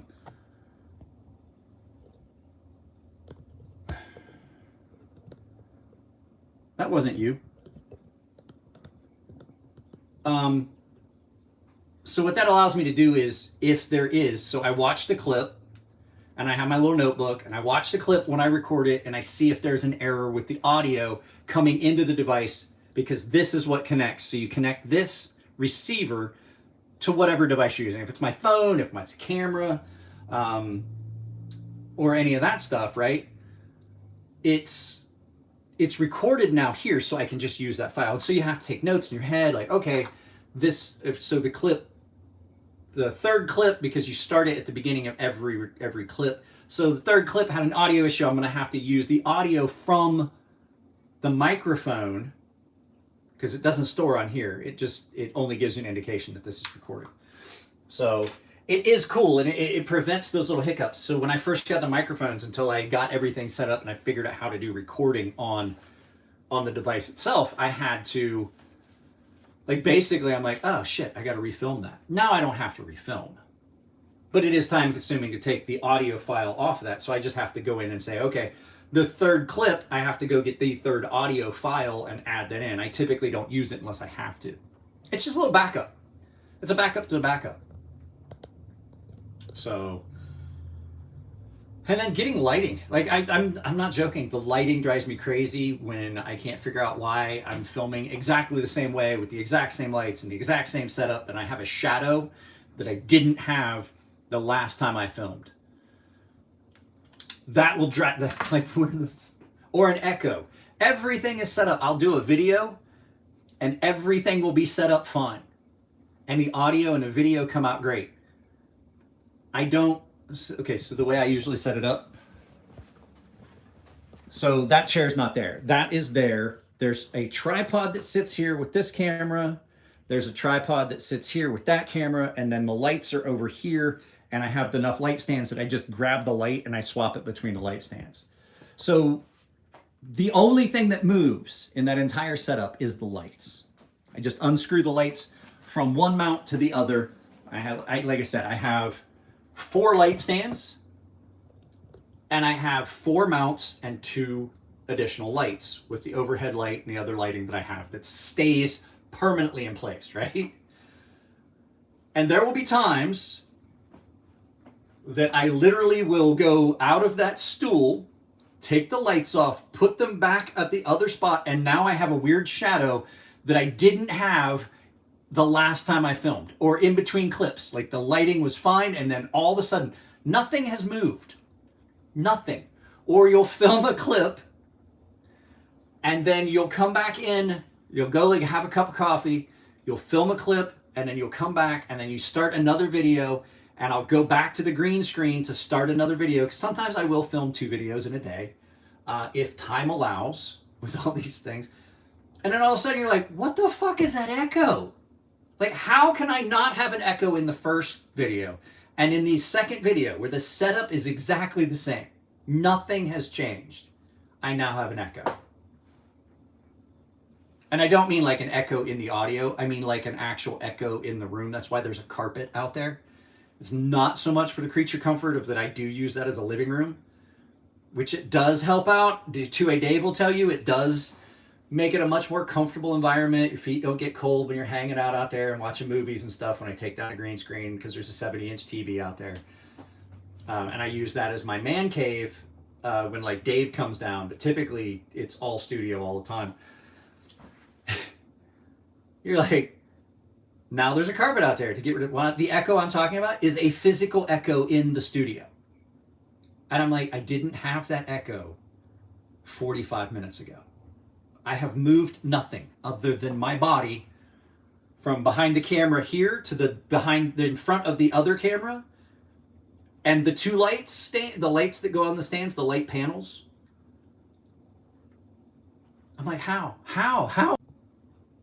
I don't know what just happened. I do know what just happened. My phone went to voicemail. Am I back? Am I back? I don't know who tried to call me. Probably can see it on my other phone. So, it's the voices in my head.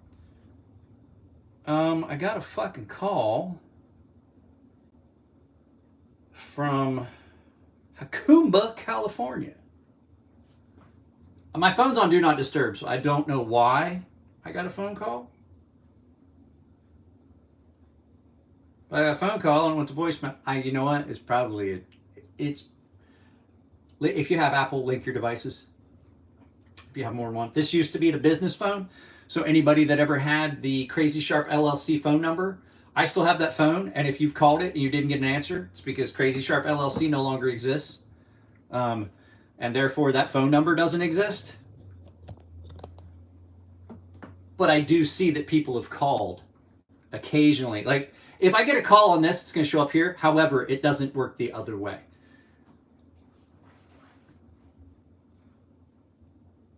I have a guy that used to call me.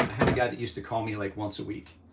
And he's like, I have like 100 kitchen knives I need sharpened. And I'm like, is it a restaurant? He's like, yes. And I'm like, okay, let's get it set up so that you can drop those knives off. And he goes, no, you have to come here. I was like, I'm not sharpening 100 knives in your kitchen. You have to bring them here. I was like, your best bet would bring me half of them now, and then like I do those like 50, and you take those other ones.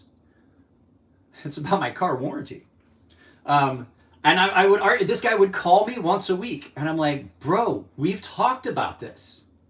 Like, I'm not bringing my stones and sharpening in a kitchen.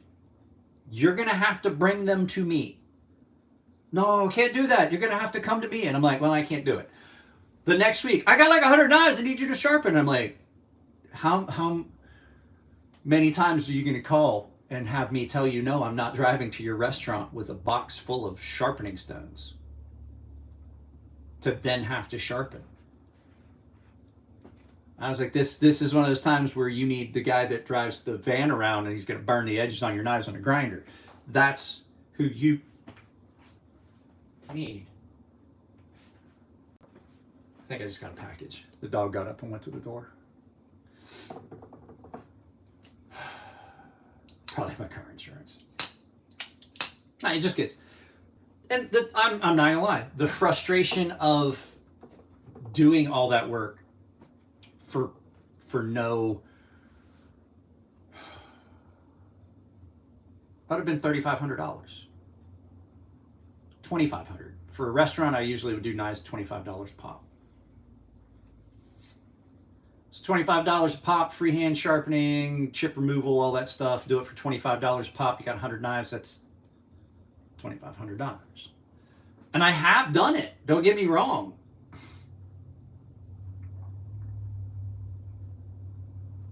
I did a live feed where I sharpened 40 videos. Can I call you? Well, okay, so drummer, let me explain to you why that is. Because I've sharpened shears and it's $50 for me because it's like sharpening two knives. And I know beauticians, so beauticians shears, they're not scissors. They're shears. They're completely different. They are chisel ground, 0, but they're also a convex. So it's basically if you took this convex knife and split the blade right down the middle and then took the two flat parts and had them touch and then put a tensioner in the middle. It's because they're a completely 0 ground chisel and they are incredibly touchy on how they're sharpened.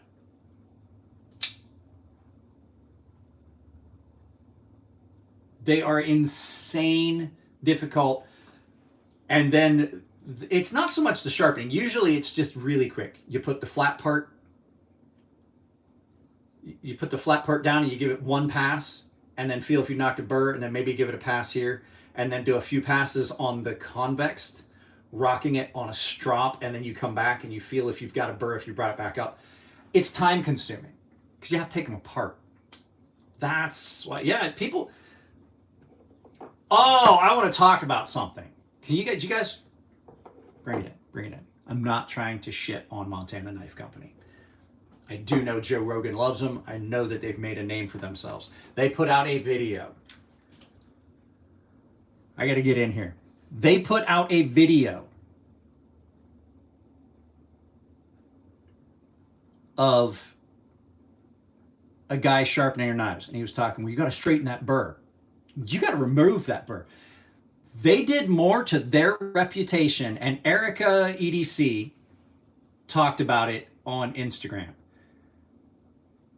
If you've got a guy that is doing your sharpening for you, right? If that's the guy that's doing it, tell him to shut the fuck up in the videos. Because anybody that knows anything about sharpening a knife knows that what he said was stupid. And so, like, I saw that clip and I was like, did he seriously say that? And I was like, how are these knives so popular? And from what I've heard, I've never had a Montana Knife Company knife. I've never seen one, so I'm not speaking. They might be the best knives you're going to get out there. But I've heard a lot of people say that they're way overpriced for what you wind up getting. They used to be like really affordable, really cheap, right? And then they kind of are like in the realm of what you would pay for this. And I was like, when did that happen? I've never seen one though. I've never handled one, so I might be completely off base. But from what I've seen, like I've never handled one, but the images I've seen, I was like, that's not a knife I would pay that much for. Everybody loves a fixed blade. No one wants a $300 fixed blade. It's true. I learned that lesson. Okay, I'm going to tell you right now, I never used a jig for scissors. Scissors are different. We weren't talking, Jason H., we weren't talking about scissors. We were talking about shears. Beauticians' barber shears. They're different than barber scissors, which are just this. You don't need a fixed angled system for this.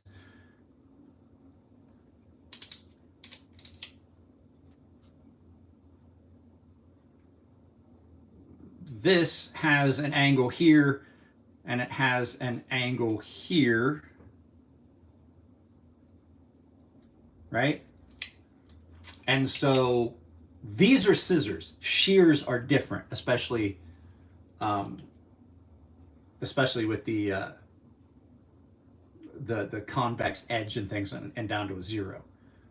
What was this? I sharpen barber shears and scissors. Okay, good for you. You're doing it in Europe. Are you allowed to even have a pair of scissors in Europe? I thought that I thought they took the tips off everything. Yeah, okay, there you go. Yeah. Scissors and shears are completely different. Now, barber scissors, you will see some barber's scissors that are like this. But those are scissors, they're not shears.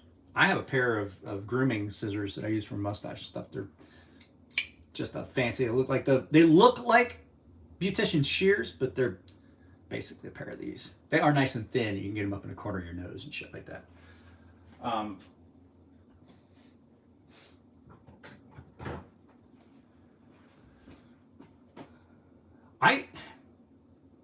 I didn't ever find their design. I made a fixed blade knife that wound up being in the $300 range.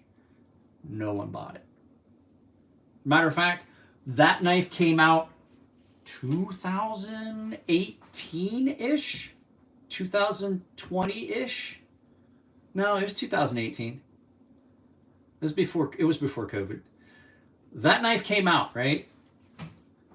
The very last one that was available anywhere just sold a few weeks ago, and my friend asked me if I could look it up because there was only one left anywhere, and he wanted to use my affiliate link, and I sent it to him, and it said there was one left. There was a black one left.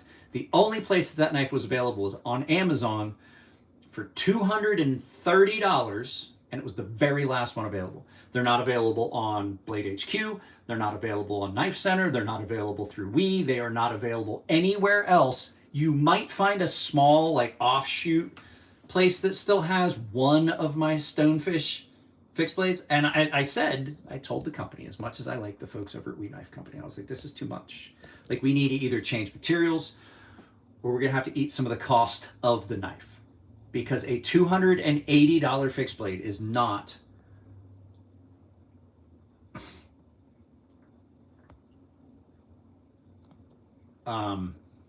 it's not a knife that's going to sell well. There are some fixed blades that can generate that kind of price, but it's not what I made. So I learned that lesson. My next knife was a under $50 fixed blade, and it sold well, and I didn't make very much money on it at all in the big scope of things. However, it continues to sell. This is something that does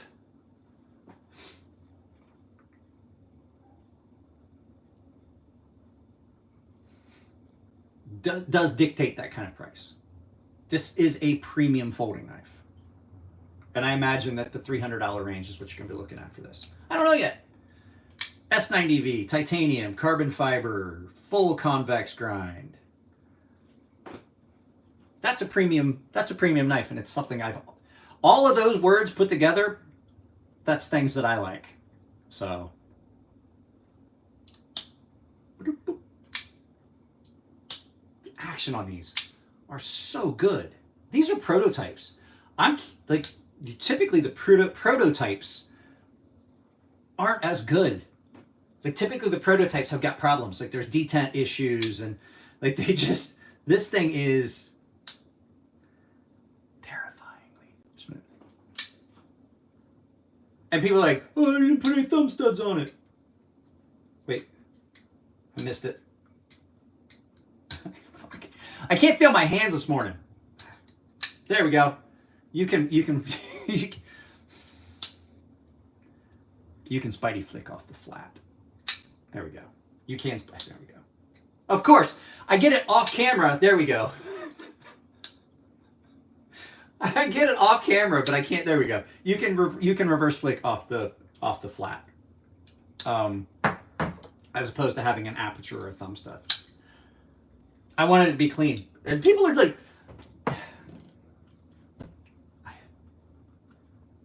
don't take this the wrong way.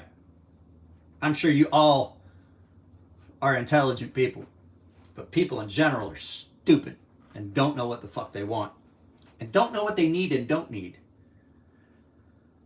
There are people that need jimping on a knife. I'll go ahead and say that. 9 times out of 10, you don't need jimping on a knife. Or in specific areas. This knife has jimping right here. You know why it has jimping right there? Because that's your deployment method. This knife has jimping in one spot, right there. You know why? Because that's where you're going to put your finger to flip it. No, Rubicon, you can buy. See, here's the thing. You ready? Everybody tells me if I don't like this pocket clip, I could buy a new pocket clip. That's their thing when they're like, well, if you don't like that pocket clip, you can buy an aftermarket pocket clip. And I say the same thing every time, and it could be your response, and I'm going to say you're rightfully okay to say it. My response is, why the fuck would I have to spend more money on a knife if you just designed it so it wasn't garbage, right? Like if this knife had this, and this knife does not suffer from that, but I've had knives that the pocket clip is just god awful. I'm like, it doesn't slide in out of pocket. It's a garbage pocket clip. It hurts your hands and things like that, right? Why the fuck should I have to go out of my way to purchase something because you didn't design it right? Flip side. You can reverse flick off the flat. And if you want a thumb stud, you can buy one of them screw-on ones, right? Cole over at Tri-State EDC has them all the time. Right? I don't like jimping. Most people don't need jimping. The people that need jimping probably aren't going to gravitate to this knife anyway, because this is kind of a fancy. If you need jimping, you're doing things that you're probably not going to do with a knife that looks like this. I will wreck this knife once I get a production version. Right?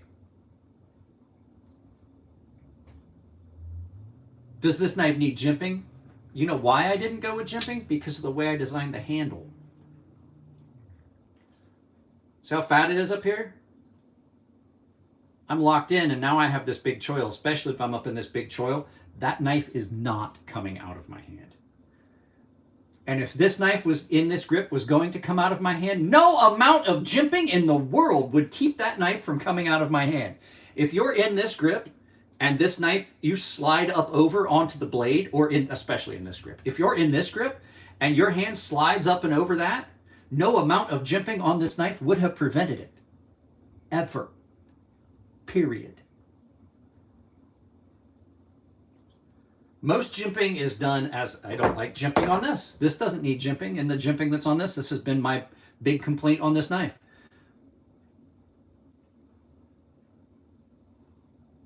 That jimping is pretty much worthless. The caveat is that the jimping back here where I put my thumb is not. That jimping, it doesn't really do anything. That's just there to maintain the lines of the knife. Tony's big about that. That's an aesthetic touch. I could have done without that because it's not worth, it doesn't work at all.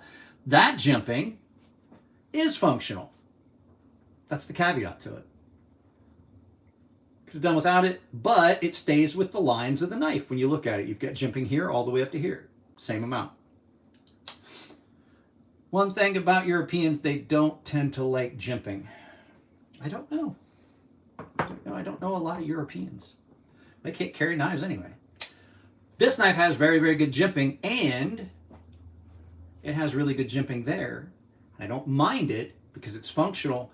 This knife, it's perfect. Like that, I have to say that that's one of the things that I find in its little brother, the PM2, that make it one of those just all around perfect EDC. This is a perfect EDC.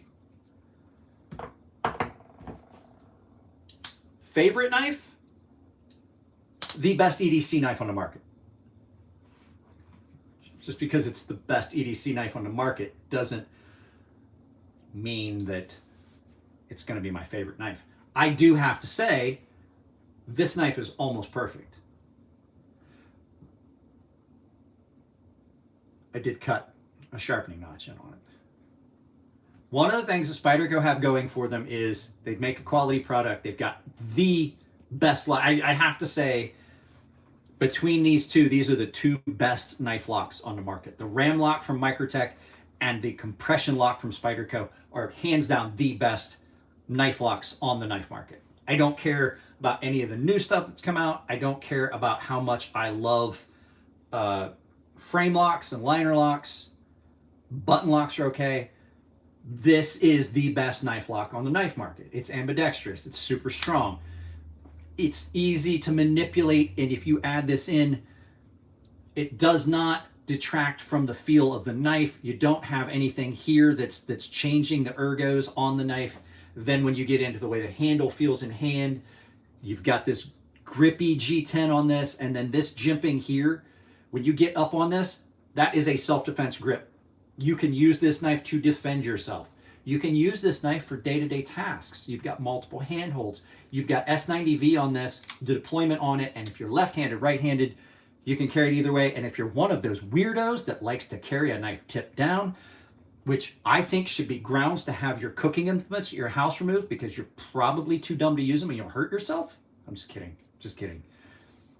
Maybe not really kidding, but if you like to carry a knife tipped down, there's something fundamentally wrong with you. But if you want to, you can do it right or left-handed.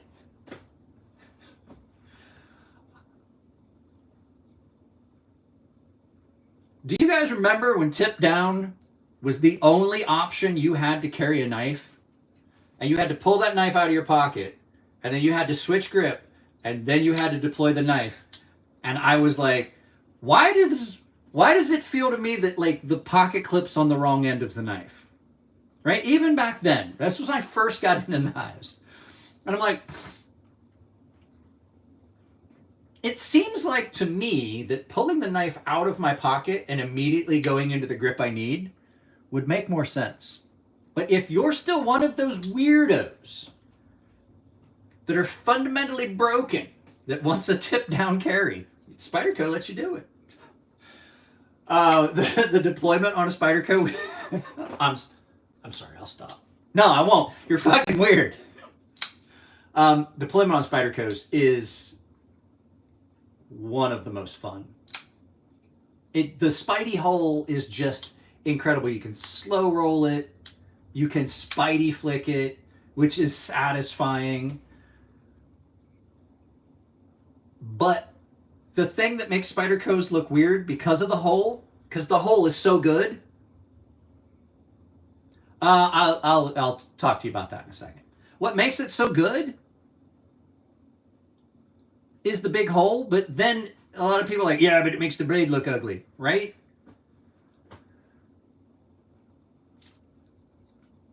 Put your thumb up on that and tell me that that doesn't feel perfect now.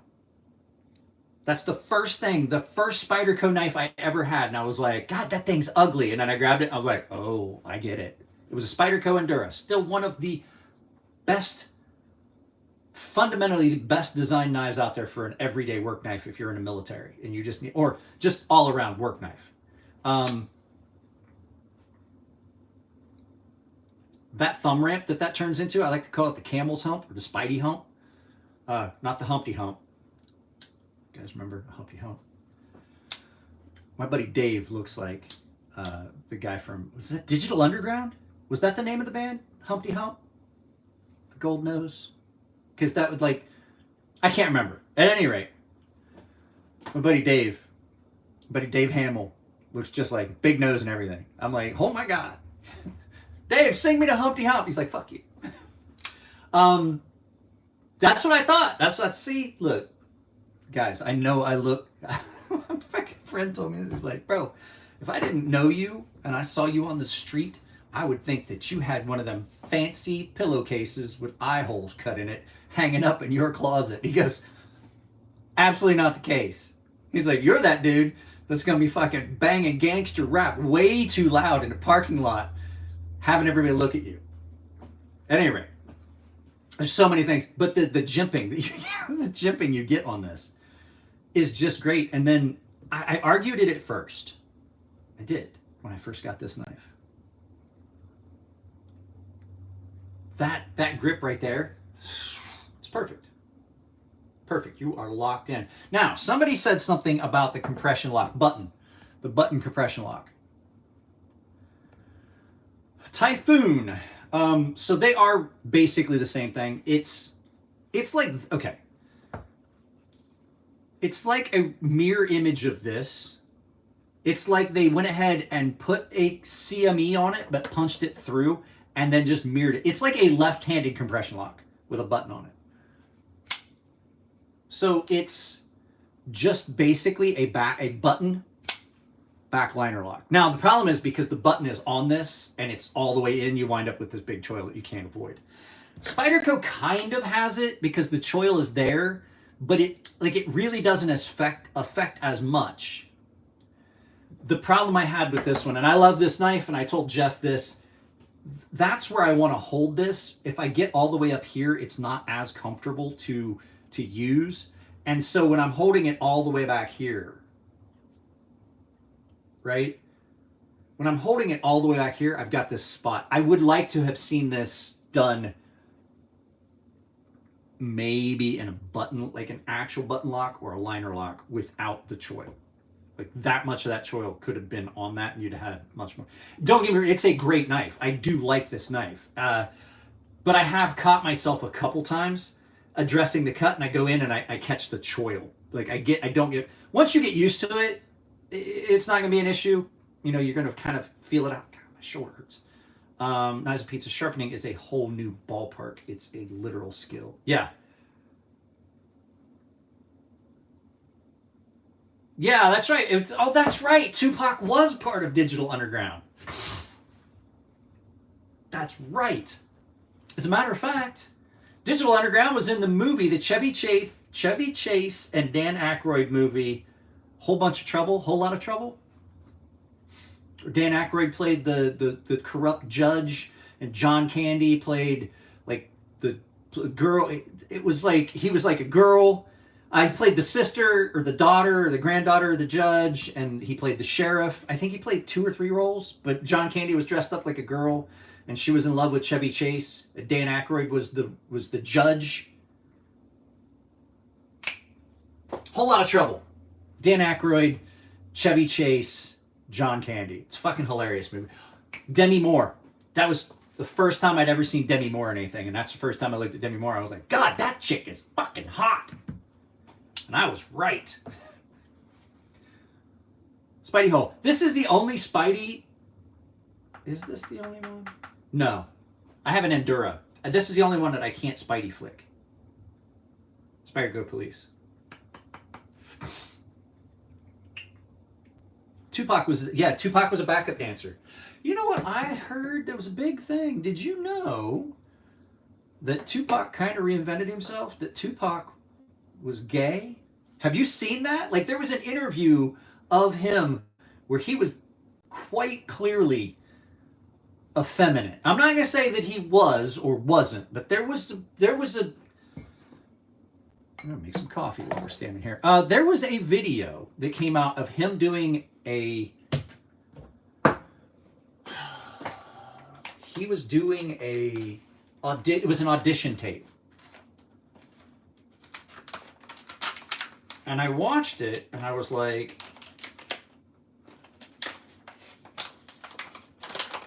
that's Tupac. And I forget where I saw that video. And I was like, that's not the Tupac I remember. And I was like, is it possible? I think Candace Owens, that was a Candace Owens thing that I had watched. It was a documentary, I think. I remember. He did school for the audition. Yeah. I mean, I don't care either way. You know, I don't care. It's a lot like, the whole thing is like, Like, I don't care. I'm not like bashing or anything. I'm not like, I don't care. I'm just saying, like, it was kind of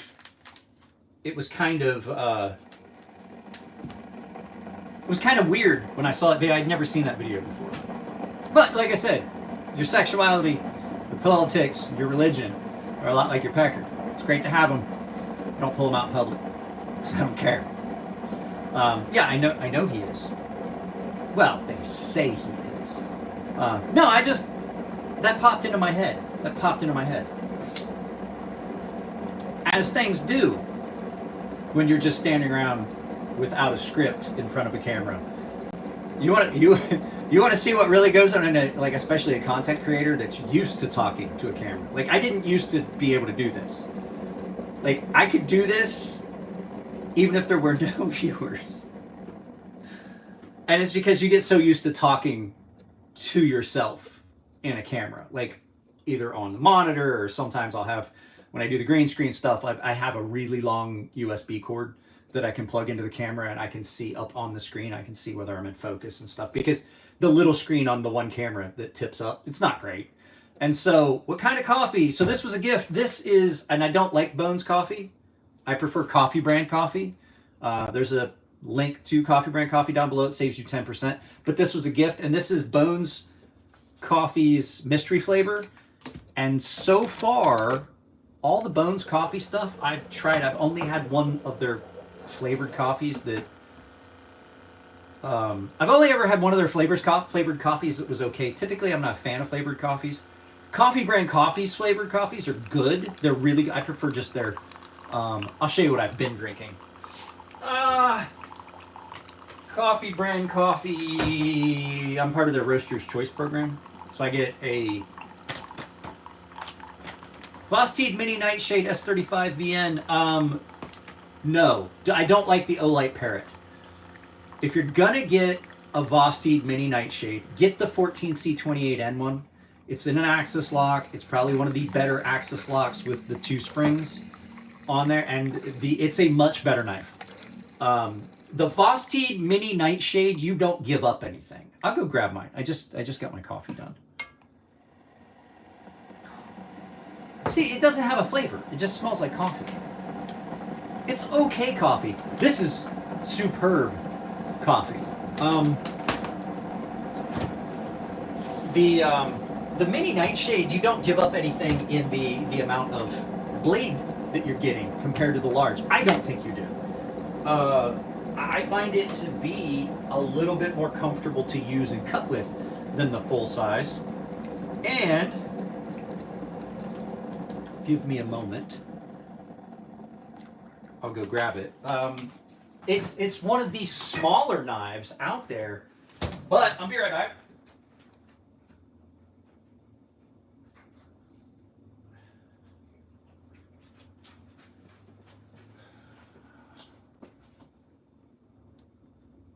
Bro, I don't know when you're going to get your coffee. Coffee Brand Coffee's on Amazon now. You can probably get it that way now. What are you talking about? Did you win coffee in a giveaway or something? Did you win a thing of coffee? And then we decided I couldn't send it to you because of shipping and things like that, because you can't ship. I think you can get it on Amazon now. I think you can get it overseas on Amazon now.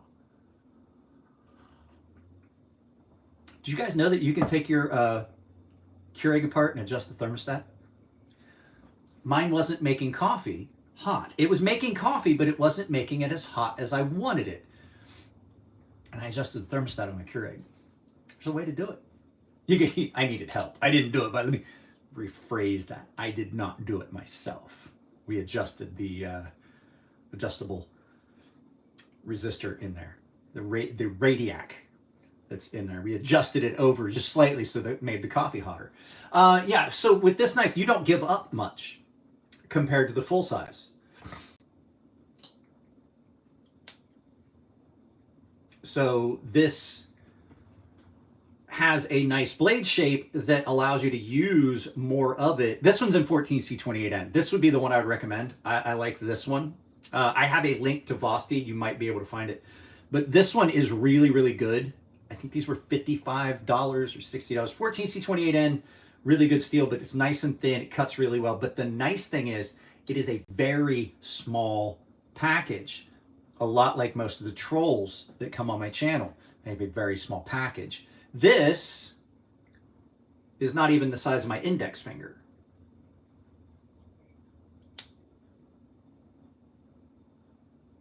So you've got a lot going on. And then when you get this in hand, it addresses the cut so well that it just feels... What the fuck are you talking about? Who is David Lee? I don't know who you're talking about. Nathan Slate? I don't know who you were talking about. Not a clue. And that's not what we're talking about.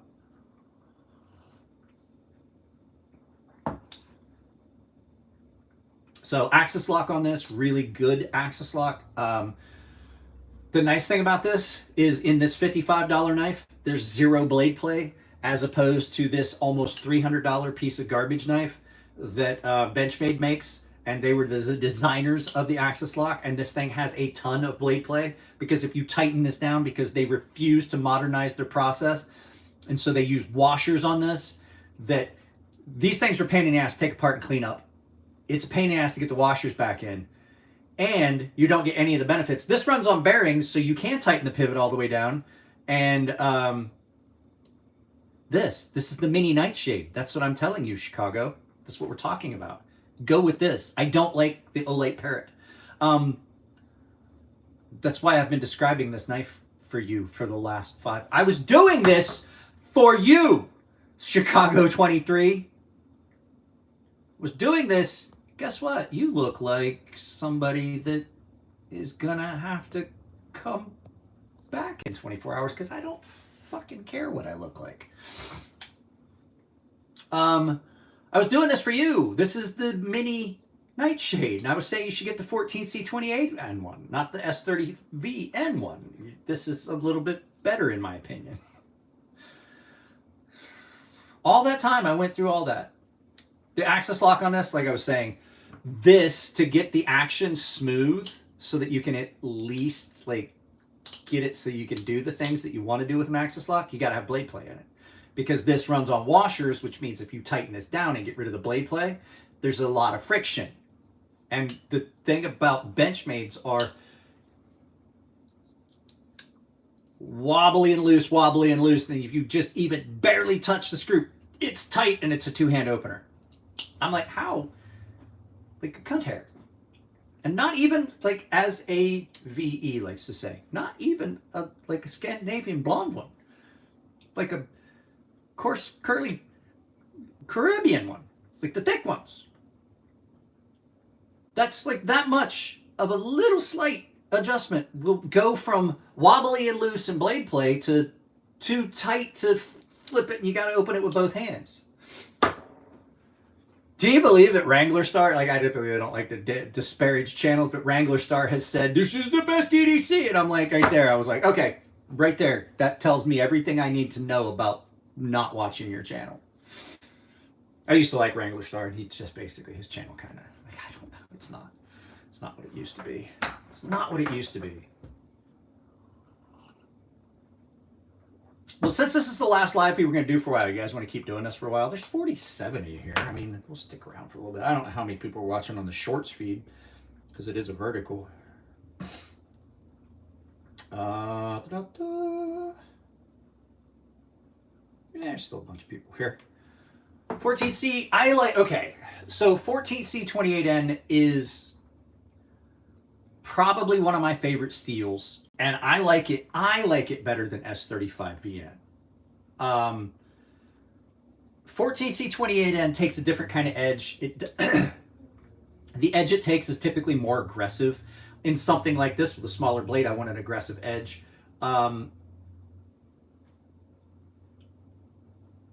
The steel is really rust resistant.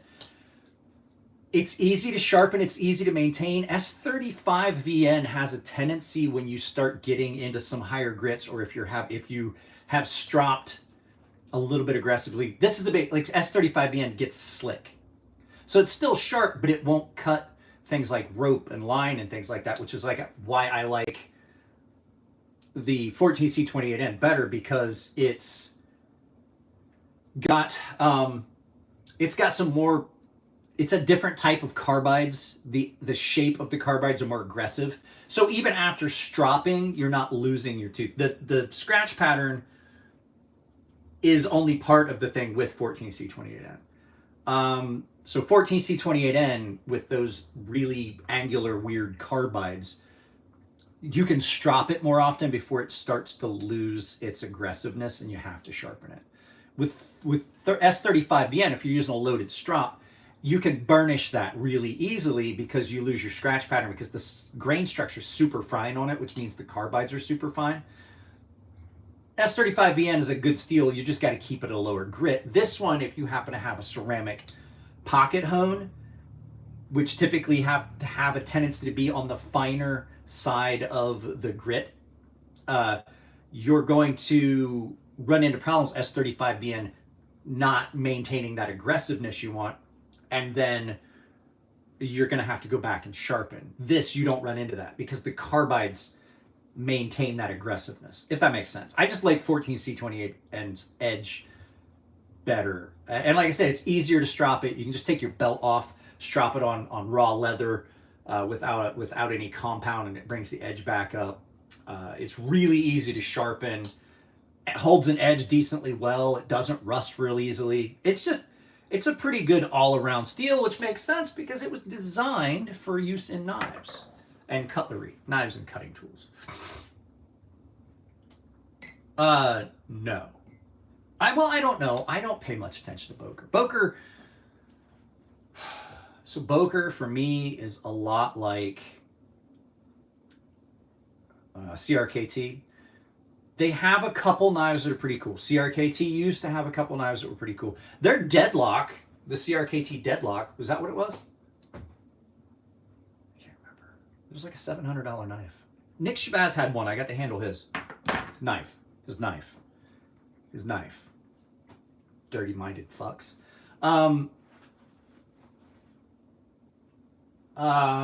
Send it back to the company. Rickard, send it back to the company. CRKT had a knife that had a weird pivot lock thing. And it was actually really cool. Nick Shabazz showed me that knife. I know you guys were like, Nick Shabazz showed it to you, huh? Because I know you guys. S45VN is pretty good. I like S45VN much better.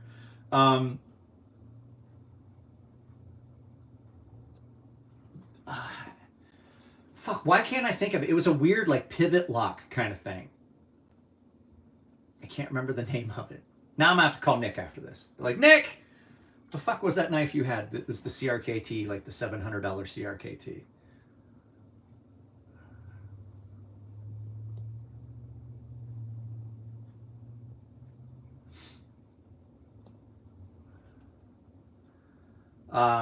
I have seen the dual grit sharpening method. Fucking trolls. Remember we were talking about small package? Fucking Ash Ketchum over there. Ass Ketchum. That's ass Ketchum. Catch him in his ass.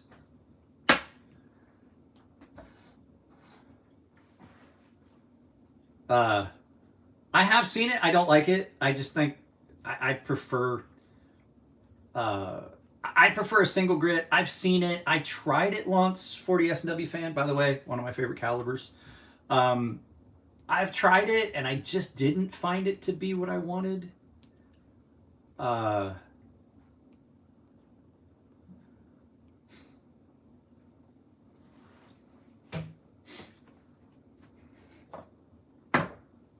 Ass Ketchum is like, hey, I took my prep. You can come in my butthole. Fuck.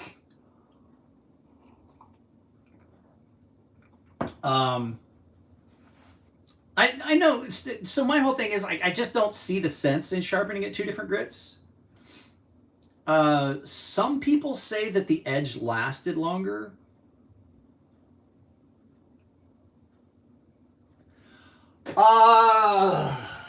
I tried it on 2 different knives. I know I tried it. Hang on. I tried it on this knife.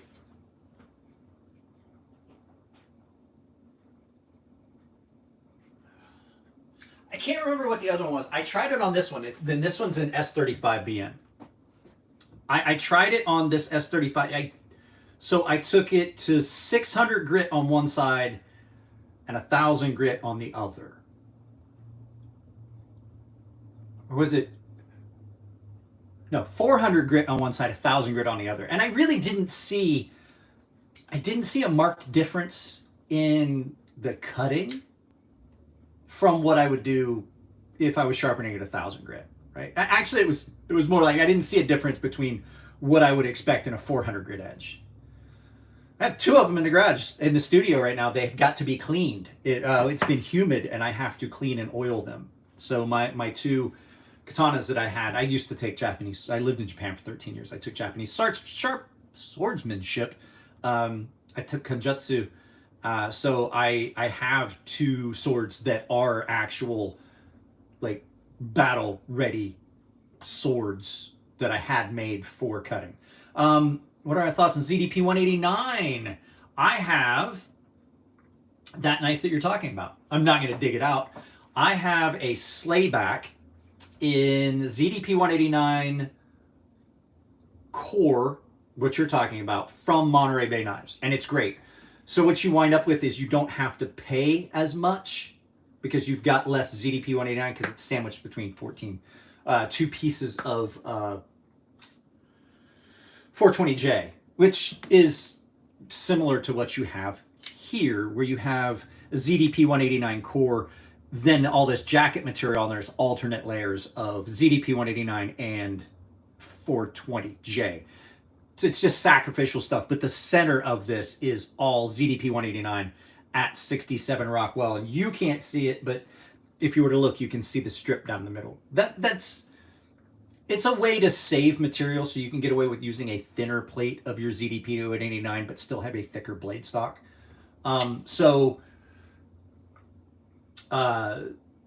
It's great because you still get that 67 Rockwell with the really aggressive. Well, you know what? Let's go get it. I'll go get it. It's not put that far away that I can't just grab it real quick. My knee is really bothering me. So what he's talking about is basically a San Mai construction, but with ZDP 189. See that line? This is exactly what he's talking about. ZDP 189 is the cutting edge and 420J is the jacket. And if you looked at this closely, you'd see a line down the middle. It gives it a bunch of qualities. And so you wind up with needing less of the high-end steel at the very edge. So it's perfect. I mean, it doesn't affect, because this part you're not cutting with, so if it gets screwed up in the heat treat, it's not going to fuck it up, right? But the heat treat for the ZDP 189 is the important part. So that sacrificial outer jacket is just there to allow you to have that same blade stock thickness, but with less of the expensive material. It's a cost-saving thing, and it definitely can cost. I mean, still there's, it's jacketed, but a cord steel isn't always done for an aesthetic thing, which I like. That cold steel does a San Mai. As a matter of fact, I have.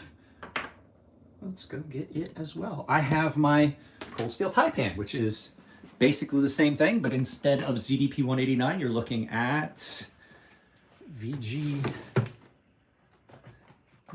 VG10. It's VG10 core San Mai steel on this. And so you get really good qualities. It gives you some steel that is more flexible because it's not heat treated as hard. For impact resistance, this thing has got the same thing going for it. I don't know if you're going to be able to see. Yeah, can you see the line right there? Same thing going for it on this. So you have some steel on the outside that's going to be softer, that can accept and strengthen that blade for prevent cracking. ZDP 189 at 67 Rockwell, if you were doing this in the steel, it's more prone to cracking. On this, VG10 does have a tendency to rust a little bit more than your 420, which is the outer jacket steel, which is more rust resistant because it's got more chromium in it. So you wind up ZDP 189 as well, really prone to rusting. You can make ZDP 189 rust. So you get a lot of different benefits. What's wrong with me? What do you mean, what's wrong with me?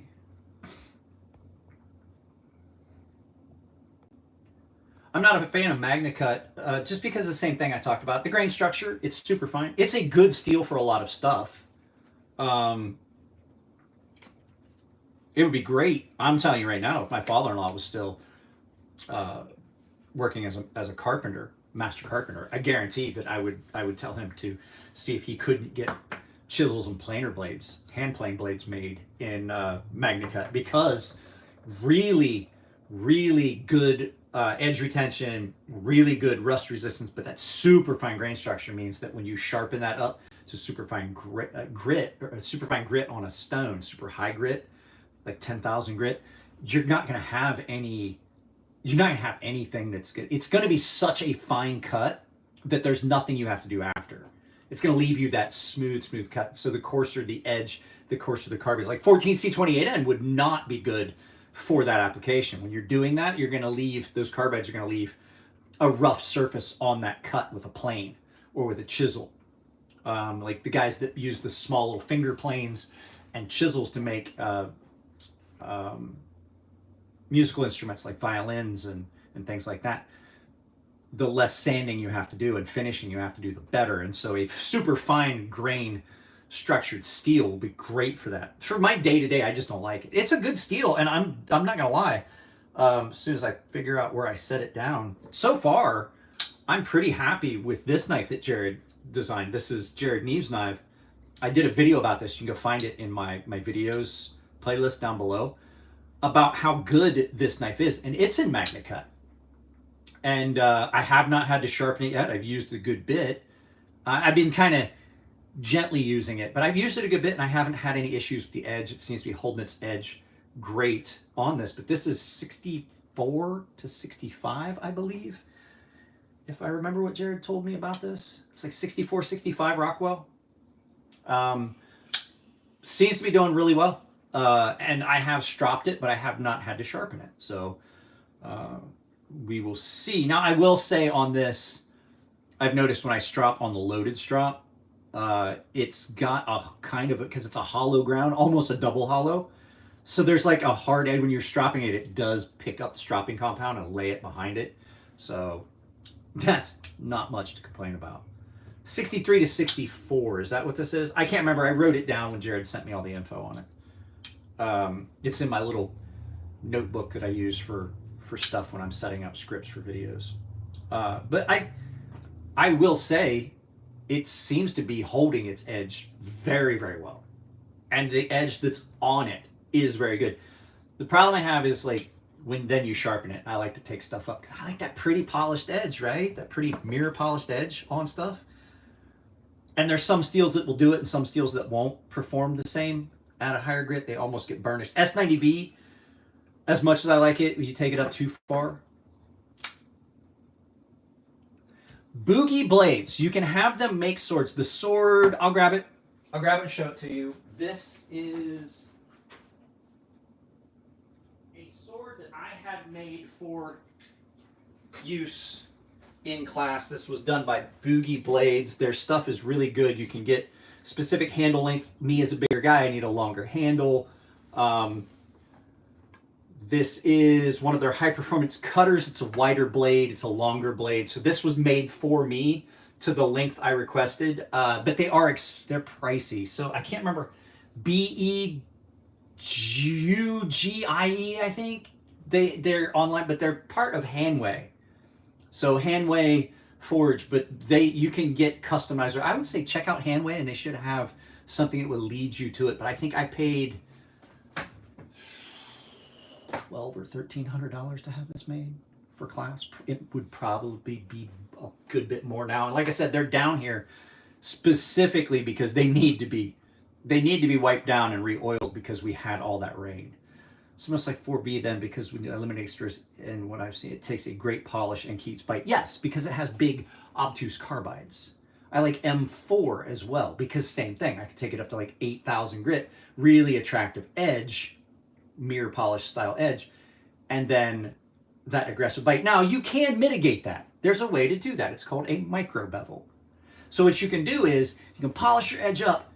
And people have talked about this. I don't like micro bevels all that much, but you can do this. So you just take the majority of your edge bevel up to like 10,000 grit, and then you go back and you change your angle, just lift it at the very apex, put it at 600. It doesn't last as long, but it gets you kind of in the ballpark of where you're going. If you like that super mirror polished edge, you just do a micro bevel. You can have that micro bevel at a much coarser grit. Really can't see it all that much. And there you go. I keep these typically locked in my Pew Pew safe, because I have one that my father-in-law bought that it's locked away right now, but it was a combat carried. It's like a 400-year-old. Him and my brother-in-laws spent so much money on that as a wedding present, because they knew I took Japanese swordsmanship. And so that was a gift, and it stays upstairs. So I have two that I had made, both very, very similar. And then the one that I have three total.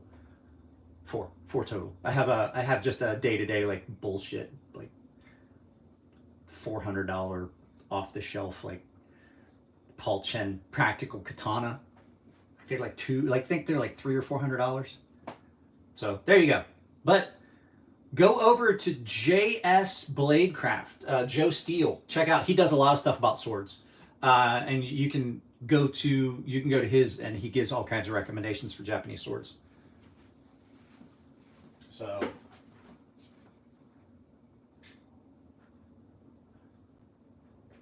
I hadn't gotten around to cleaning those yet. I was supposed to clean them. I was going to clean them the other day. Yeah, 4V is good. 3 and 4V though, they rust so much. When I say day to day, it's just like practice, because the weight, it's not something you would cut with, because I don't trust it to actually cut with, but like the day-to-day training that you would do with it. That's what I would do. So if you were cutting, when you do tamasugiri, which is cutting the mats with bamboo, you're going to use that. But in your day-to-day, like the actual movements of the sword, a lot of guys would have an Iedo blade, which is it's just like a wall hanger. It doesn't have an actual live edge. Those are live edged because we did actual cutting, because I didn't do Iedo, which is just the draw and cut. We did that, but we did it with live blades. So since that sword is so much more expensive, I had one that I had in class that was like one that I would use for this mission, because the weight and everything's, it's out there too. I'll show you what I'm talking about. It's out there. All three of them are out here.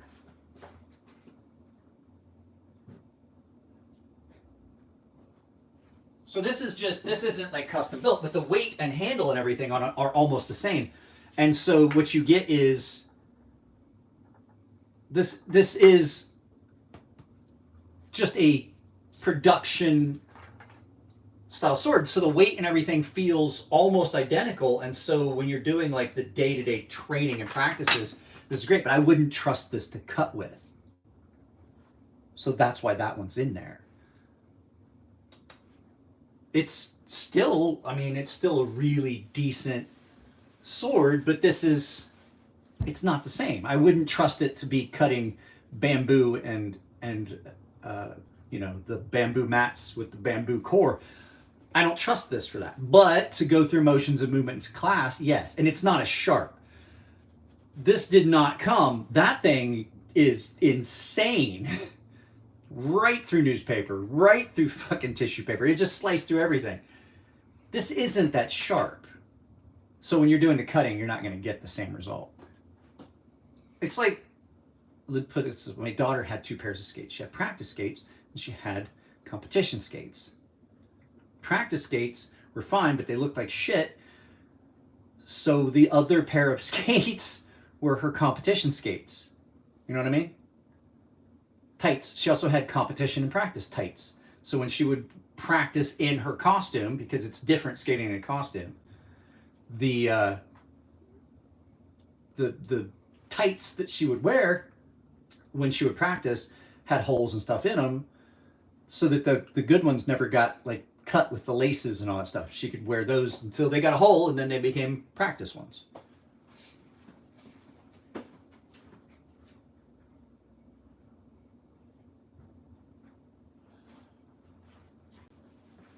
But yeah, I've got to clean those all up. I got to clean them up and re-oil them, because once it gets humid, they're carbon steel.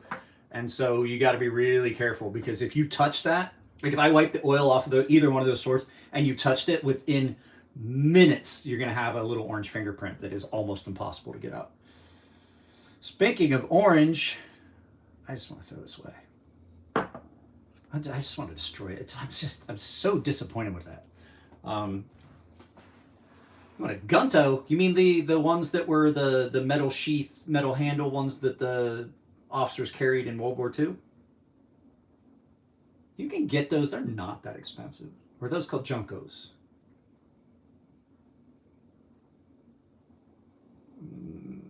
No, not that I know of. Tell you the truth, I don't even know who that is, because as much as I was into the martial arts part of it, I don't know any of the sword makers. My father-in-law told me who the sword maker was for the one that he bought me that's here. And if I were to take the handle off, I could look and see that. I have no idea who it is. No idea who that is. Here's a little piece of fact for you, drummer 0701. A lot of those were old katanas that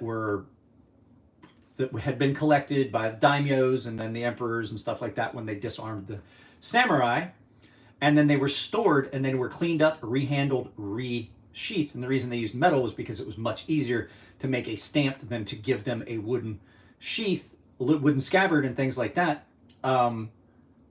They would just do that because they had the blades just laying around in like imperial storage and things like that. So there were times that you would get a gunto or a junko, and I can't remember what the difference between them were. It was like the level of quality. One were for officers, one were like for enlisted, I think. And then so you could wind up getting a super high quality blade that had just basically been sitting around, and they put that metal handle on it that they were able to use because it was easier to produce than to do a hand wrapped handle. And they would go back into battle in World War II. And there were some of them that came out and they would get taken apart, and people were like, wow, this is a very rare maker, a very rare swordsmith that now has, like, and they would go back. I've been trying to price out an Ultratech or a SOCOM, any deals going on. Use my, I think GP Knives has some Microtech stuff on sale right now. I don't remember what it was. I have a GP Knives link down below. So I never really got into like following. I got into like seeing the process of how swords were made and then how they were polished, which is how I kind of came up with my method of sharpening to do a full convex edge. Jim Skelton did a whole video about that one time, talking about how I did it. But I never got into the ins and outs of the makers. Not like I did with knives. And I think it's because it's not so much that I really cared about who the makers were and knowing information about that. It's because I started through Elliot Williamson at Fair & Forge Knife Works. He and I are really good friends. I started making friends with some of the other knife makers. And so it just kind of led to... It kind of led to me knowing them, and then it was more not so much me talking about the brand per se, but the people I knew. Like now I know John and Eric Grimsmo, and I know Jeff over at Tough Thumbs, Chris and Elliot Williamson, Nick Shabazz, as a you know, I met Nick personally through Chris and Elliot because he came to visit when he moved out here. I'm friends with Nick. Nick and I drove to Blade Show West here a few years ago in Long Beach. I picked him up at his house and we rode together. And yes, I did do my Nick Shabazz impression. And everybody was like, wow, that must have sounded like two Hasidic Jews ordering bagels. And I was like, yeah, me talking to Nick as Nick and Nick talking back to me. Yeah, kinda. I know you're a cold steel guy. How's their OS 10? Big hams. Howdy. Have you been in here the whole time? I thought I saw you in here. Their OS 10. Now we're going to grab both of these. Because I did want to address this, and we're going longer because this might be the last live feed for a while. What's this? What's my 3 favorite knife brands? Cold steel. If you looked at it based on how many knives I've bought from specific companies, it would have to go cold steel. Then it would have to be Spyderco, because I've owned so many different Spyderco knives. Well, not necessarily so many different Spyderco knives, but so many different, Spyderco knives, but not different models. And I still have a ton of Spydercos. And then after that would be Fire and Forge Knife Works, because I own so many of their knives. So I should end it with a giveaway. I should not. OS 10. So this is the best knife that Cold Steel makes. This is the large Espada, and it's an OS 10. The edge on this is insanely good. I have not had to do anything with this, and I have used it a lot. But the reason I brought this one out was because I was chopping oak firewood with this for a chop test, cut test. And the edge did not suffer any damage, and it is still hair popping, screaming sharp. And I have done nothing other than, I think I stropped this on my belt when I finished that video.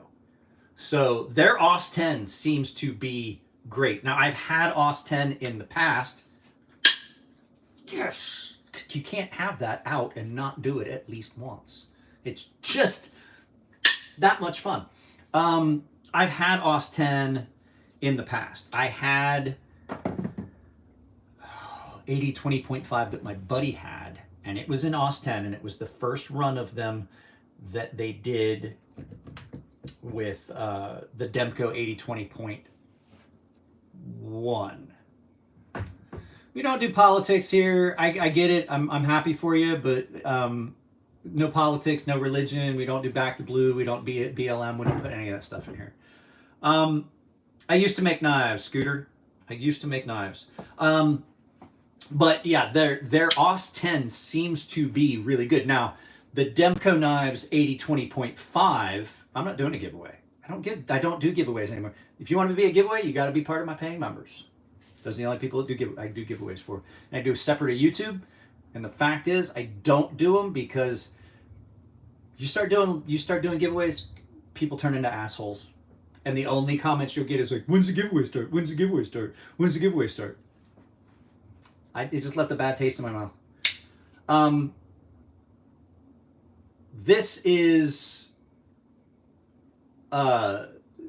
great. Now, the 80-20.5 that when it first came out, OS 10, same factory, because Cold Steel makes their stuff in the same place. It's the same basic group of people that are doing it. At any rate,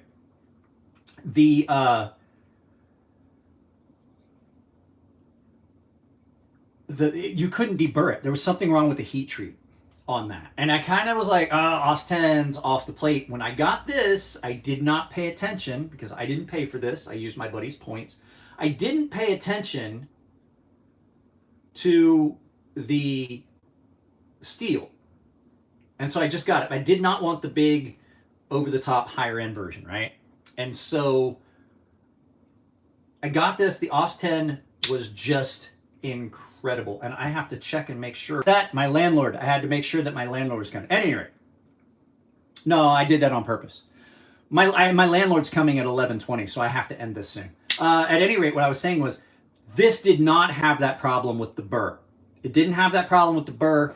It didn't come with the edge all screwed up. And as a matter of fact, this is one of the sharpest knives out of box I've ever gotten. It is ridiculous how sharp this is. So, but yeah, I am going to end this, guys. Like I said, once I get in the rhythm of the new job and figuring out what time I get home, I might do some afternoon live feeds after work, but I do have stuff that I want to film. I've got to get stuff packed up and sent over to Jared and stuff. What is that? Scooter Radcliffe. This is the Cold Steel large Espada, and this is its big brother, the XL Espada. So 12¼ inches overall, 14¾ inches overall.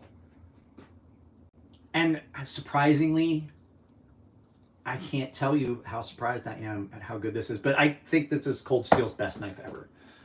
I think this is the best knife they've ever made. I think these are the best knife. This is the best knife they've ever made.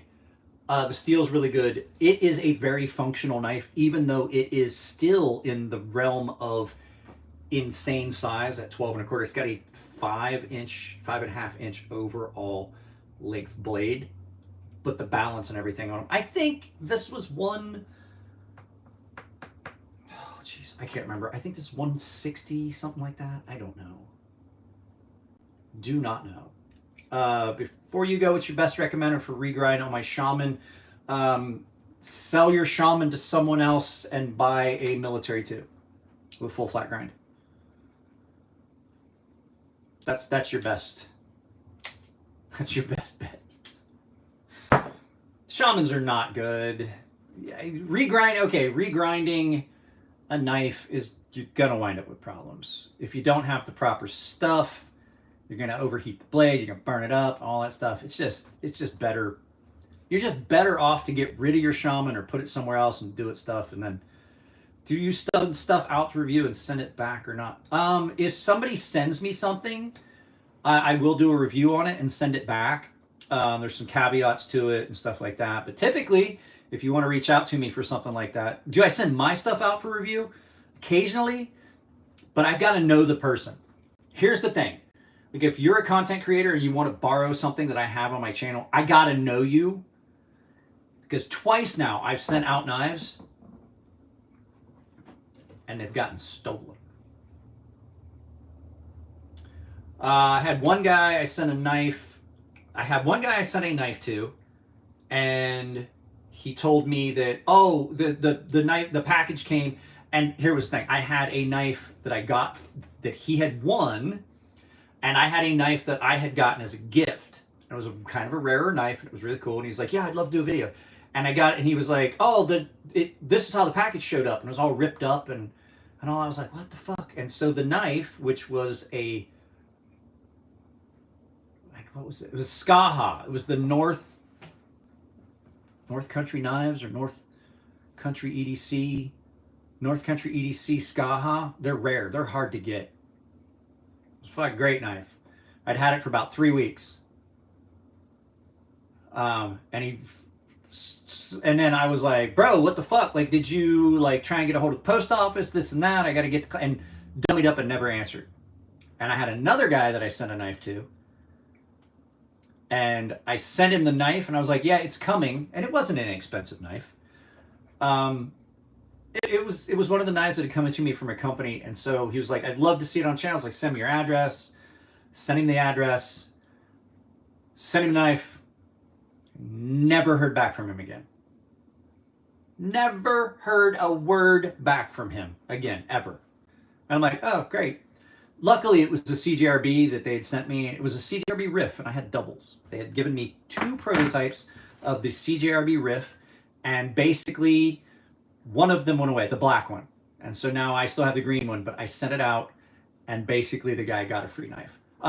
Scooter Radcliffe, if you go down in the description of the video, it says join the community. That is a Discord. It is done on Gilded, so you are going to have, I know it sucks, North Arms EDC Skaha. That's what it was. And that was an expensive knife, and they're hard to get. You're on a waiting list forever. So if you join that, it works just like Discord. You do have to go through the Roblox server to do it. It says join the community. Just click on it, and it'll take you through, and you can join that. And then there's a DM section in there where you can just send me a message. A message. Not a Peter picture. So, guys, I gotta get off of here because I gotta move stuff around because the landlord's coming to look at the dryer. So, I will see you guys. I'll try and keep you guys in the loop. I don't start work till Thursday. I'm gonna try and film some stuff tomorrow, but I may do a live feed tomorrow. So, I just wanted to get this out there. It's going to be harder for me to do this stuff. I love you guys. Follow all of my other content down below. If you drop a super chat, I appreciate it. If you want to drop another super chat, I'd take it. But I will see you guys next time. Take it easy. Keep your pecker in your pants, unless you're peeing or playing with it. Talk to you later.